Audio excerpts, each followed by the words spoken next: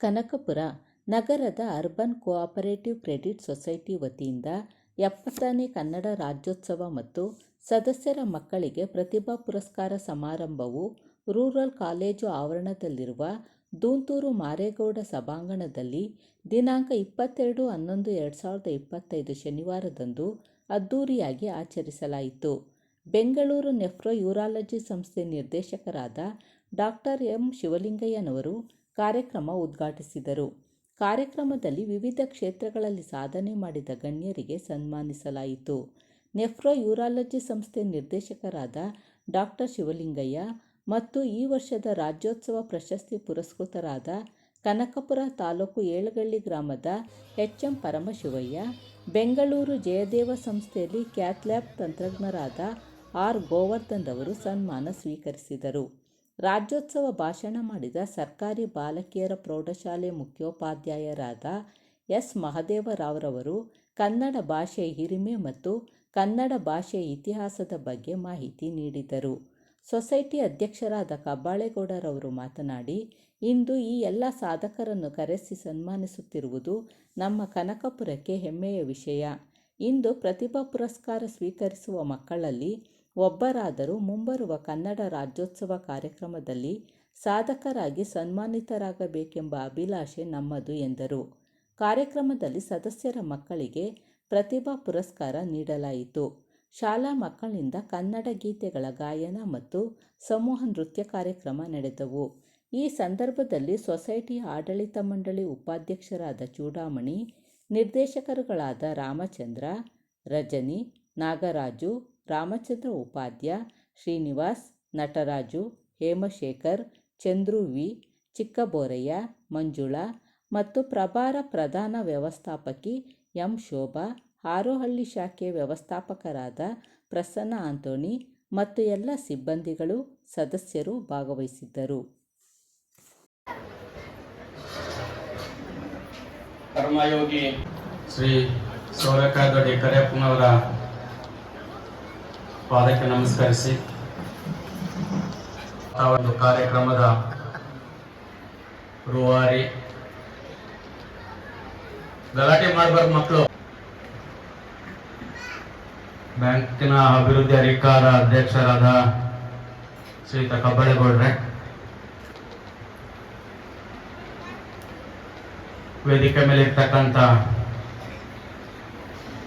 ಉಪಾಧ್ಯಕ್ಷರು ಒಳಗೊಂಡು ನಾನೆಲ್ಲ ಅಚ್ಚುಮೆತ್ತಿನ ಆತ್ಮೀಯ ಅರ್ಬನ್ ಕೋಆಪರೇಟಿವ್ ಆಡಳಿತ ಮಂಡಳಿ ಕ್ರೆಡಿಟ್ ಸೊಸೈಟಿ ಆಡಳಿತ ಮಂಡಳಿಯ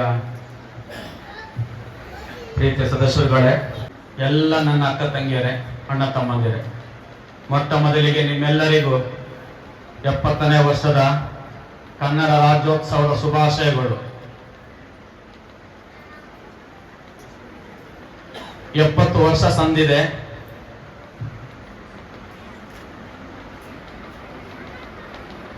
ಅಧ್ಯಕ್ಷರು ಬಲು ಅರ್ಥಗರ್ಭಿತವಾಗಿ ಕಾರ್ಯಕ್ರಮ ಆಯೋಜಿಸಿದ್ದಾರೆ. ವೇದಿಕೆ ಮೇಲೆ 8 ಮುತ್ತು ರತ್ನಗಳ ಫೋಟೋಗಳು ಹಾಕಿದ್ದಾರೆ. ಒಂದೊಂದು ಕೂಡ ಒಂದೊಂದು ಮುತ್ತು ಕನ್ನಡ ಭಾಷೆಗೆ ಜ್ಞಾನಪೀಠ ಪ್ರಶಸ್ತಿ ತಂದುಕೊಟ್ಟ ಮುತ್ತುಗಳು. ನಾನೇನಂತ ಭಾಷಣಕಾರ ಅಲ್ಲ, ಏನೇನ್ ಮಾಡ್ಬೇಕಾದ್ರೆ ಪ್ರಿಪರೇಷನ್ ಬೇಕು, ನಾನು ಅದನ್ನೂ ಮಾಡ್ಲಿಲ್ಲ. ಯಾಕಂದ್ರೆ ಬೇರೆಯವ್ರು ಮಾತಾಡೋರಿದ್ದಾರೆ. ನಮ್ಮೂರಲ್ಲ, ನಮ್ ಜಾಗ ಅಲ್ಲ, ನಮ್ ಕಾಲೇಜ್ ಅಲ್ಲ ಅಂತ ಅಂದ್ಬಿಟ್ಟು ನಾನು ಹೆಂಗಿದ್ನೋ ಹಂಗೆ ಬಂದಿದ್ದೀನಿ.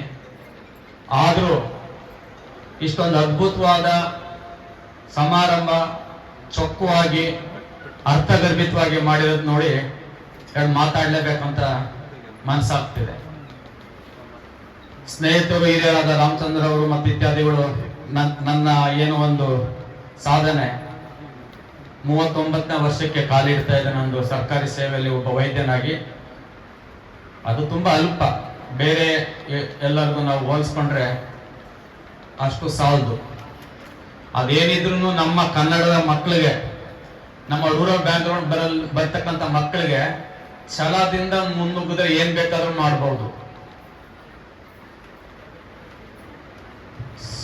ನೆಚ್ಚಿನ ಪ್ರೀತಿಯರು ಹೇಳಿದ್ರು ಕನ್ನಡ ಭಾಷೆಯಲ್ಲಿ ಅಂತ. ಹೌದು, SSLCವರೆಗೂ ಮಕ್ಕಳೇ ಕನ್ನಡ ಭಾಷೆ ಬಿಟ್ರೆ ಇಂಗ್ಲಿಷ್ ನಲ್ಲಿ ಬರೀ ಮಗ್ಗೊಡ್ದು ಮುಂದೆ ಹೋಗಿದ್ ಹೊರತು ಹೆಂಗ್ ಮಾತಾಡ್ಬೇಕು, ಹೆಂಗ್ ಪ್ರೆಸೆಂಟೇಶನ್ ಮಾಡಬೇಕು.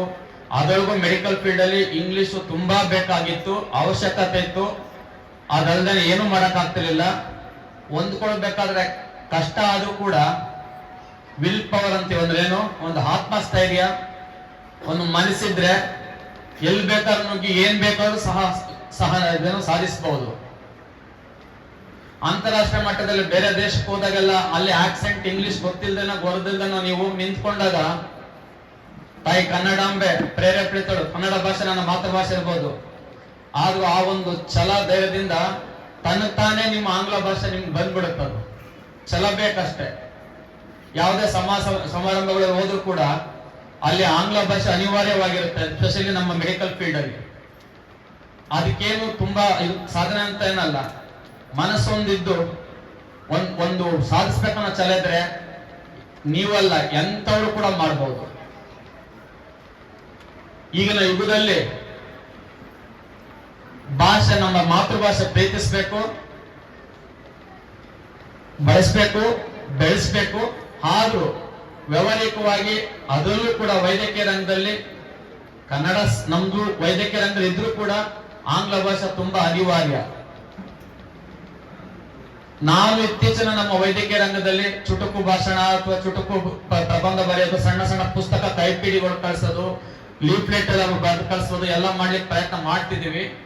ಆದ್ರೂ ಎಲ್ಲೋ ಒಂದ್ ಕಡೆ ಪಾಶ್ಚಿಮಾತ್ಯ ದೇಶದಲ್ಲಿ ಈ ಒಂದು ವೈದ್ಯಕೀಯ ರಂಗ ಬೆಳ್ಕೊಂಡು ಬಂದಿರೋದ್ರಿಂದ ಈಗಿನ ಒಂದು ತಾಂತ್ರಿಕ ಅಂದ್ರೆ ಆರ್ಟಿಫಿಷಿಯಲ್ ಇಂಟೆಲಿಜೆನ್ಸಿ ಅಂತೀವಿ, ಅಂತವೆಲ್ಲ ಬಂದಿರೋದ್ರಿಂದ ಕನ್ನಡದಲ್ಲಿ ಹುಡುಕಿ ಬರೀಲಿಕ್ಕೆ ಕಷ್ಟ ಆಗ್ತಾ ಇದ್ರು ಕೂಡ ಇಂಗ್ಲಿಷ್ ಅಲ್ಲಿ ಇರ್ತಕ್ಕಂಥ ತರ್ಜುಮೆ ಮಾಡಿ ನಮ್ಮ ತಾಯಿ ಭಾಷೆಗೆ, ನಮ್ಮ ಮಾತೃಭಾಷೆಗೆ ಅನುಸರಿಸಿಕೊಂಡು ಕಲ್ತ್ಕೊಂಡು ಅದಕ್ಕೊಂದು ನಾವು ಮಾನ್ಯತೆ ಕೊಡಬೇಕಾಗಿದೆ. ಹಾಗಾಗಿ ಎಲ್ಲೋ ಒಂದ್ ಕಡೆ ಆಂಗ್ಲ ಭಾಷೆ ಅನಿವಾರ್ಯ. ಯಾವುದಕ್ಕೆ ಅಂದ್ರೆ ಓನ್ಲಿ ವ್ಯವಹಾರಿಕವಾಗಿ ಅಥವಾ ನಮ್ಮ ಕಾರ್ಯ ನಿರೂಪಣೆ ಆಗಲಿ ಅಥವಾ ನಮ್ಮ ಕಾರ್ಯದಲ್ಲಿ ಅಥವಾ ನಮ್ಮ ಕ್ಷೇತ್ರದಲ್ಲಿ ಮುಂದರಿಯಕ್ಕೆ.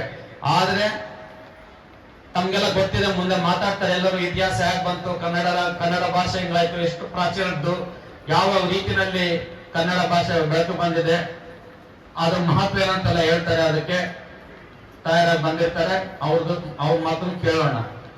ಈ ಸಂದರ್ಭದಲ್ಲಿ ನಿಮ್ಗೆ ಹೇಳೋದಿಷ್ಟೇ ಏನಂದ್ರೆ, ನಮ್ಮ ಮಾತೃಭಾಷೆನ ನಾವೆಷ್ಟು ಮಟ್ಟಿಗೆ ಪ್ರೀತಿಸ್ತೀವೋ ಅದ್ರಲ್ಲಿ ಸಿಗ್ತಕ್ಕಂತ ಆನಂದ ಬೇರೊಂದ್ರಿಲ್ಲ. ಎರಡನೇದಾಗಿ ಅರ್ಬನ್ ಕೋಆಪರೇಟಿವ್ ಬ್ಯಾಂಕ್, ಈ ಒಂದು ಸ್ಥಳೀಯ ತಾಲೂಕು ಮಟ್ಟದ ಬ್ಯಾಂಕ್ ಅನ್ನ ಈ ಪದಾಧಿಕಾರಿಗಳು ಆ ಗ್ರೂಪ್ ಯೋಚನೆ ಮಾಡಿ ಸದಸ್ಯರ ಮಕ್ಕಳನ್ನ ಒಂದು ಉತ್ತೇಜನ ಮಾಡಕ್ಕೋಸ್ಕರ SSLC ಮತ್ತು PUC ಅವ್ರು ಆರಾಮಾಗಿ ಇರ್ಬೋದಿತ್ತು. ಬ್ಯಾಂಕ್ ವ್ಯವಹಾರ ಎಷ್ಟು ಪ್ರಾಫಿಟ್ ಆಯ್ತು, ಎಷ್ಟಾಯ್ತು, ಯಾರು ಲೋನ್ ಕಟ್ಟಲಿಲ್ಲ ಹಾಗಂತ ಅವರ ಕಳಕಳಿ ಕಾಳಜಿನ ನಾವು ಈ ಸಂದರ್ಭದಲ್ಲಿ ಮೆಚ್ಚಲೇಬೇಕು.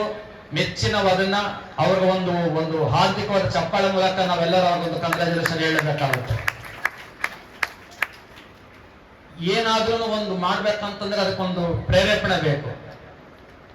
ಅದರಿಂದ ಏನಿದೆ ಅಡಗಿದೆ ಅಂದ್ರೆ ಅವ್ರ ಇಂಟೆನ್ಷನ್ ಇಷ್ಟೇ ಅಂದ್ರೆ ಏನು, ಅವ್ರದ್ದು ಉದ್ದೇಶ ಸರ್ವ ಸದಸ್ಯರು ಏನು ಸದಸ್ಯತ್ವ ಕೊಟ್ಟು ಆ ಬ್ಯಾಂಕ್ ನಡೆಸ್ತಿದ್ದಾರೆ, ಅವ್ರ ಮಕ್ಕಳಾಗ್ಲಿ ಅವ್ರ ಇದಾಗ್ಲಿ ಒಂದು ಉತ್ತೇಜನ ಆಗಿ ಇನ್ನೂ ಹೆಚ್ಚಿನ ರೀತಿಯಲ್ಲಿ ಆ ಒಂದು ಕ್ಷೇತ್ರದಲ್ಲಿ ಅವರ ಕ್ಷೇತ್ರದಲ್ಲಿ ಮುಂದುವರೆದು ಪ್ರತಿಭಾ ಪುರಸ್ಕಾರ ಒಂದು ತಕೊಂಡ್ರೆ ಅದೊಂದು ಪ್ರೇರೇಪಣೆ ಆಗುತ್ತೆ. ಇದೇ ಕಾಲೇಜಲ್ಲಿ ಕಲ್ತವ್ ನಾನು 2 ವರ್ಷ PUC ಇದೇ ಮಣ್ಣಲ್ಲಿ. ಅವತ್ತೊಂದು ದಿವಸ ನಮ್ಗೆ ಸಣ್ಣದಿರ್ಬೋದಿತ್ತು, ಸಣ್ಣ ಒಂದು ಪ್ರತಿಭಾ ಅಥವಾ ಒಂದು ಇದನ್ನ ಪುರಸ್ಕಾರದಲ್ಲಿ ನಮ್ಮ ಒಂದು ಇನ್ನೂ ವಿಕಸನ ಮಾಡ್ಕೊಳ್ಳಿಕ್ಕೆ, ನಮ್ಮ ಒಂದು ಏನು ದಾನ ಆಗ್ಲಿ ಅಥವಾ ಮುಂದಿನ ಗುರಿ ತಲುಪಲಿಕ್ಕೆ ತುಂಬಾ ಪ್ರಚೋದನಕಾರಿ ಆಗ್ತಿತ್ತು. ಆ ಒಂದು ಚಿಂತನೆಯನ್ನು ಮನಗಂಡು ಸನ್ಮಾನ್ಯ ಕಬ್ಬಳಗೌಡರು ಇದೊಂದು ಕಾರ್ಯಕ್ರಮ ಆಯೋಜಿಸಿದ್ದಾರೆ. ಇದ್ರ ಜೊತೆಗೆ ಈಗ ತಾನೇ ಪರಶುವನವರು ಆ ಒಂದು 70 ಜನದಲ್ಲಿ 70 ಜನಕ್ಕಷ್ಟೇ ಸೀಮಿತ ಆಗಿತ್ತು ರಾಜ್ಯೋತ್ಸವ ಪ್ರಶಸ್ತಿ. ಕಮಿಟಿ ವೈದ್ಯಕೀಯ ರಂಗದಲ್ಲಿ ನಮ್ಮನ್ನು ಕೂಡ ಸೇರಿಸ್ಕೊಂಡಿದ್ರು. ಹಾಗಾಗಿ ಅದೆಷ್ಟು ಕಷ್ಟ ಎಷ್ಟು ಕೂಲಂಕುಷವಾಗಿ ಇದು ಮಾಡಿರ್ತಾರೆ ಅದನ್ನ ಈ ನಮ್ಮ ತಾಲೂಕಿಗೆ ತಂದುಕೊಟ್ಟಿರೋದನ್ನ ಗುರುತಿಸ್ಬೇಕು. ಅವರಿಂದ ಇನ್ನೂ ಹೆಚ್ಚಿನ ಕನ್ನಡಾಂಬೆ ಸೇವೆಯನ್ನ ಪಡಿಲಿಕ್ಕೆ ಅನುಕೂಲ ಆಗ್ಬೇಕಂತೇಳಿ ಅಂತವನ್ನೆಲ್ಲ ಗುರುತಿಸ್ಕೊಂಡು ನಾವೆಲ್ಲ ಕೆಲಸ ಮಾಡ್ಕೊಂಡಿದ್ವಿ. ಅಟ್ಲೀಸ್ಟ್ ನನ್ನಿಂದ ಏನಾದ್ರೂ ನಮ್ಮ ಕ್ಷೇತ್ರಕ್ಕೆ ಅಂದ್ರೆ ನಮ್ಮ ಊರಿಗೆ ಅಥವಾ ನಮ್ಮ ತಾಲೂಕಿಗೆ ಅಥವಾ ನಮ್ಮ ಜನಕ್ಕೆ ಸಹಾಯ ಸಿಗುತ್ತೆ, ಮಾಡ್ತೀನಿ ಅನ್ನೋ ಭರವಸೆ ನಾನು ಕೊಡ್ತಾ ಅದನ್ನೆಲ್ಲ ಮನಗಂಡು ಈ ಒಂದು ದಿವಸ ಇಂಥ ಒಂದು ಚೊಕ್ಕ ಸುಂದರವಾದ ಸಮಾರಂಭ ಏರ್ಪಡಿಸಿರ್ತದೆ. ಅದರ ಅನುಕೂಲ ನಾವೆಲ್ಲ ಪಡ್ಕೊಳ್ಳೋಣ. ಹೆಚ್ಚಿನದಾಗಿ ಮಾತಾಡೋರು ತುಂಬಾ ಜನ ಇದ್ದಾರೆ. ಈಗಷ್ಟೇ ಉದ್ಘಾಟನೆ ಆಗಿದೆ, ಜಾಸ್ತಿ ಸಮಯ ತಗೊಳ್ಳೋದಿಲ್ಲ. ಇನ್ನು ಹೆಚ್ಚಿನ ರೀತಿಯಲ್ಲಿ ನೀವೆಲ್ಲ ನನ್ನ ಹೆಗಲ ಮೇಲೆ ಭಾರ ಹಾಕಿದ್ದೀರಿ. ನನ್ನಿಂದ ಈ ಮಣ್ಣಲ್ಲಿ ಈ ಶಾಲೆಯಲ್ಲಿ ಇಲ್ಲಿ ಕಲ್ತೋಗಿ ನಿಮ್ಗಳೆಲ್ಲ ಒಂದು ಅಂದ್ರೆ ಪ್ರಾರ್ಥನೆಯಿಂದ ಒಂದು ಸ್ಥಾನದಲ್ಲಿದ್ದೀನಿ, ಒಂದು ರಾಜ್ಯ ಮಟ್ಟದ ಅಧಿಕಾರಿ ಆಗಿದ್ದೀನಿ. ಅರ್ಬನ್ ಕೋಆಪರೇಟಿವ್ ಬ್ಯಾಂಕ್ ಮೆಂಬರ್ಸ್ಗಳಿಗಾಗಲಿ ಅಂತ ಅವ್ರ ಬ್ಯಾಂಕ್ ವತಿಯಿಂದ ಯಾವುದಾದ್ರೂ ಮುಂದೆ ಇದೇ ರೀತಿ ಒಂದು ಪ್ರೋಗ್ರಾಮ್ ಮಾಡಿ ಒಂದು ಹೆಲ್ತ್ ಕ್ಯಾಂಪ್, ವಯಸ್ಸಾದ ನನ್ನ ಅಣ್ಣ ತಮ್ಮಂದಿರಿಗೆ ಅಕ್ಕ ತಂಗಿಯರಿಗೆ ಏನಾದರೂ ಒಂದು ಫ್ರೀ ಹೆಲ್ತ್ ಕ್ಯಾಂಪ್ ಮಾಡ್ಕೊಡಕ್ಕೆ ನಾನು ಸದಾ ಸಿದ್ಧನಿದ್ದೀನಿ. ಆದಷ್ಟು ಬೇರೆಯವರು ನನ್ನನ್ನ ಬಳಸ್ಕೊಂತಿದ್ದಾರೆ. ನಮ್ಮ ಇವರು ಹೇಳಿದ್ರು, ಹೆಚ್ಚಿನ ಸ್ನೇಹಿತರು ಹೇಳಿದ್ರು, ಸರ್ ನಿಮ್ ಟೈಮ್ ಇತ್ತು ಅಂತ ಇದೆ ಇದನ್ನೆಲ್ಲ ಇಷ್ಟೆಲ್ಲ ಮಾಡಕ್ಕಂತ. ನಮ್ಮ ಸಮಯನ ಅಥವಾ ನಮ್ಮ ಸೇವೆನ ಬೇರೆಯವ್ರಿಗೆ ಮಾಡೋ ಬದಲು ನಾನು ಒಬ್ಬ ಸ್ವಾರ್ಥಿನೇ, ನನ್ನ ಕ್ಷೇತ್ರದವರು, ನನ್ನ ಹಿತೈಷಿಗಳು, ನನ್ನ ಜನರು ಒಂದು ಪಡ್ಕೊಳ್ಳಿ. ಸರಸ್ವತಿ ನಮ್ಗೆ ಅದು ಅಧಿಕಾರ ಕೊಟ್ಟಿದ್ದಾಳೆ, ಅಧಿಕಾರ ಇದೆ. ಇದೇ ರೀತಿ ಒಂದು ಕ್ಯಾಂಪ್ಸ್ ಅವ್ರ ನಿಗದಿ ಮಾಡಿಕೊಟ್ರೆ ಬಂದು ನಿಮ್ಗಳಿಗೆಲ್ಲ ಏನಾಗುತ್ತೋ ನಾನು ಸೇವೆ ಮಾಡ್ಲಿಕ್ಕೆ ನಾನು ಸಿದ್ಧನಿದ್ದೀನಿ. ಇವತ್ತೊಂದು ದಿವಸದಲ್ಲಿ ಕರೆದು ನನಗೆ ಇಷ್ಟೊಂದು ಒಂದು ಗುರುತಿಸಿ ನನ್ನನ್ನು ಒಂದು ಸೇವೆ ಗುರುತಿಸಿ ಈ ಸಮಾರಂಭ ಕರೆದು ನನ್ನ ಜವಾಬ್ದಾರಿ ಹೆಚ್ಚಿಸಿದಿರಿ. ನಾನು ತುಂಬಾ ಚಿರುಋಣಿ. ತಾಲೂಕು ನಮಸ್ಕರಿಸಿ ನಾನು ಮಾತು ಮುಗಿಸ್ತಿದ್ದೇನೆ. ಜೈ ಹಿಂದ್, ಜೈ ಕರ್ನಾಟಕ, ಜೈ ಭುವನೇಶ್ವರಿ. 70ನೇ ಕನ್ನಡ ರಾಜ್ಯೋತ್ಸವದ ಶುಭಾಶಯಗಳು. ಎಲ್ಲರಿಗೂ 70ನೇ ಕನ್ನಡ ರಾಜ್ಯೋತ್ಸವದ ಶುಭಾಶಯಗಳು. ವಾಲ್ಮೀಕಿ ರಾಮಾಯಣದಲ್ಲಿ ಒಂದು ಶ್ಲೋಕ ಬರುತ್ತೆ, ಶ್ರೀರಾಮ ಲಕ್ಷ್ಮಣನ್ ಹೇಳ್ತಕ್ಕಂಥದ್ದು, ಜನನಿ ಜನ್ಮಭೂಮಿಶ್ಚ ಸ್ವರ್ಗದಪಿ ಗರೀಯಸಿ. ಅಂದ್ರೆ ಹೆತ್ತ ತಾಯಿ ಹೊತ್ತ ನಾಡು ಸ್ವರ್ಗಕ್ಕಿಂತಲೂ ಮಿಗಿಲು ಅಂತ.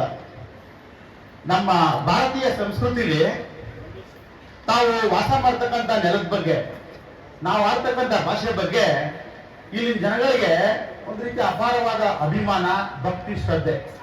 ಅದರಲ್ಲೂ ನಮ್ಮ ಕನ್ನಡಿಗರಿಗೆ ಕನ್ನಡ ಅಂದ್ರೆ ಕೇವಲ ನುಡಿ ಮಾತ್ರ ಅಲ್ಲ. ನಮ್ಮ ನಿತ್ಯೋತ್ಸವ ಕವಿ KS ನಿಸಾರ್ ಅಹಮದ್ ಅವರು ಹೇಳ್ತಾರೆ, ಕನ್ನಡವೆಂದರೆ ಬರೀ ನುಡಿಯಲ್ಲ ಇರಿದಿದೆ ಅದರ ಅರ್ಥ. ಕನ್ನಡವೆಂದರೆ ಬರೀ ನುಡಿಯಲ್ಲ ಇರಿದಿದೆ ಅದರ ಅರ್ಥ. ಜಲವೆಂದರೆ ಕೇವಲ ನೀರಲ್ಲ ಅದು ಪಾವನ ತೀರ್ಥ. ಕನ್ನಡವೆಂದರೆ ಬರೀ ನಾಡಲ್ಲ ಭೂಪಟ ಗೆರೆ ಚುಕ್ಕೆ. ಮರವೆಂದರೆ ಕಟ್ಟಿಗೆಯೇ ಅದು ಶ್ರೀಗಂಧದ ಚಕ್ಕೆ ಅಂತ. ಅಂದ್ರೆ ಕನ್ನಡ ಅಂದ್ರೆ ಕೇವಲ ಭಾಷೆ ಮಾತ್ರ ಅಲ್ಲ, ಅದು ನಮ್ಮ ಕನ್ನಡಿಗರ ಜನಜೀವನ. ಅಂದ್ರೆ ಕನ್ನಡಿಗರ ನೆಲ, ಜಲ, ಭಾಷೆ, ಸಂಸ್ಕೃತಿ, ಈ ಸಂಗೀತ, ಕಲೆ, ವಾಸ್ತುಶಿಲ್ಪ ಎಲ್ಲವನ್ನ ಒಳಗೊಂಡಿರ್ತಕ್ಕಂಥ ಕನ್ನಡಿಗರ ಸಮಷ್ಟಿ ಬದುಕು ಕರ್ನಾಟಕ. ಅದು ಕರ್ನಾಟಕ ಅಂದ್ರೆ ನಮ್ಮ ಈ ಕನ್ನಡ ಅಂತಕ್ಕಂಥ ಈ 3 ಅಕ್ಷರಕ್ಕೆ ಎಂತ ಅದ್ಭುತವಾದ ಶಕ್ತಿ ಇದೆ ಅಂದ್ರೆ, ನಮ್ಮಲ್ಲಿ ಒಂದು ಚೈತನ್ಯವನ್ನ ಸುತ್ತಕ್ಕಂಥ ಶಕ್ತಿ ಇರ್ತಕ್ಕಂಥದ್ದು.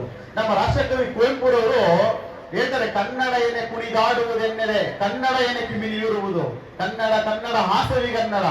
ಕನ್ನಡದಲ್ಲಿ ಹರಿ ಬರೆಯುವನು, ಕನ್ನಡದಲ್ಲಿ ಹರ ತಿರಿಯುವನು, ಕನ್ನಡದಲ್ಲಿಯೇ ಭಿನ್ನಹಾಗೈದೊಡೆ ಹರಿ ಹೊರಗಳ ಮಳೆಗರೆಯುವನು, ಹರ ಮುರಿಯಲೆ ತಾಪರೆಯುವನು ಅಂತ. ಈಗ ನಮ್ಮ ಡಾಕ್ಟರ್ ಶಿವಲಿಂಗಯ್ಯ ಸರ್ ಸಾಕ್ಷಿ, ಕನ್ನಡದಲ್ಲಿಯೇ ಭಿನ್ನಹಾಗೈದೊಡೆ ಹರಿ ಹೊರಗಳ ಮಳೆಗರೆಯುವನು.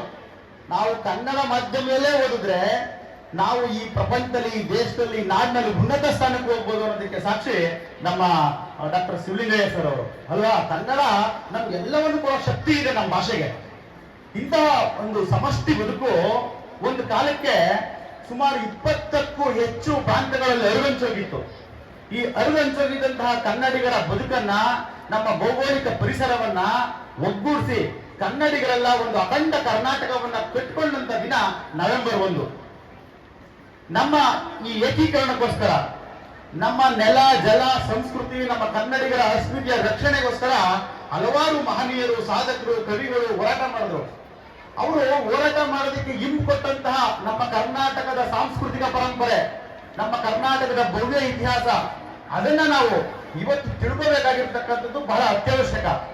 ಆ ಮೂಲಕ ಈ ಸಮಕಾಲೀನ ಸಂದರ್ಭದಲ್ಲಿ ಇನ್ನೂ ನಮ್ಮ ಭಾಷೆಯನ್ನ, ನಮ್ಮ ಸಂಸ್ಕೃತಿಯನ್ನ ಇನ್ನೂ ಹೆಚ್ಚಿನ ರೀತಿಯಲ್ಲಿ ಯಾವ ರೀತಿ ನಾವು ಸಂಪರ್ಕ ಮಾಡಬಹುದು ಅಂತ ಚಿಂತಿಸ್ತಕ್ಕಂಥ ಸಮಯ.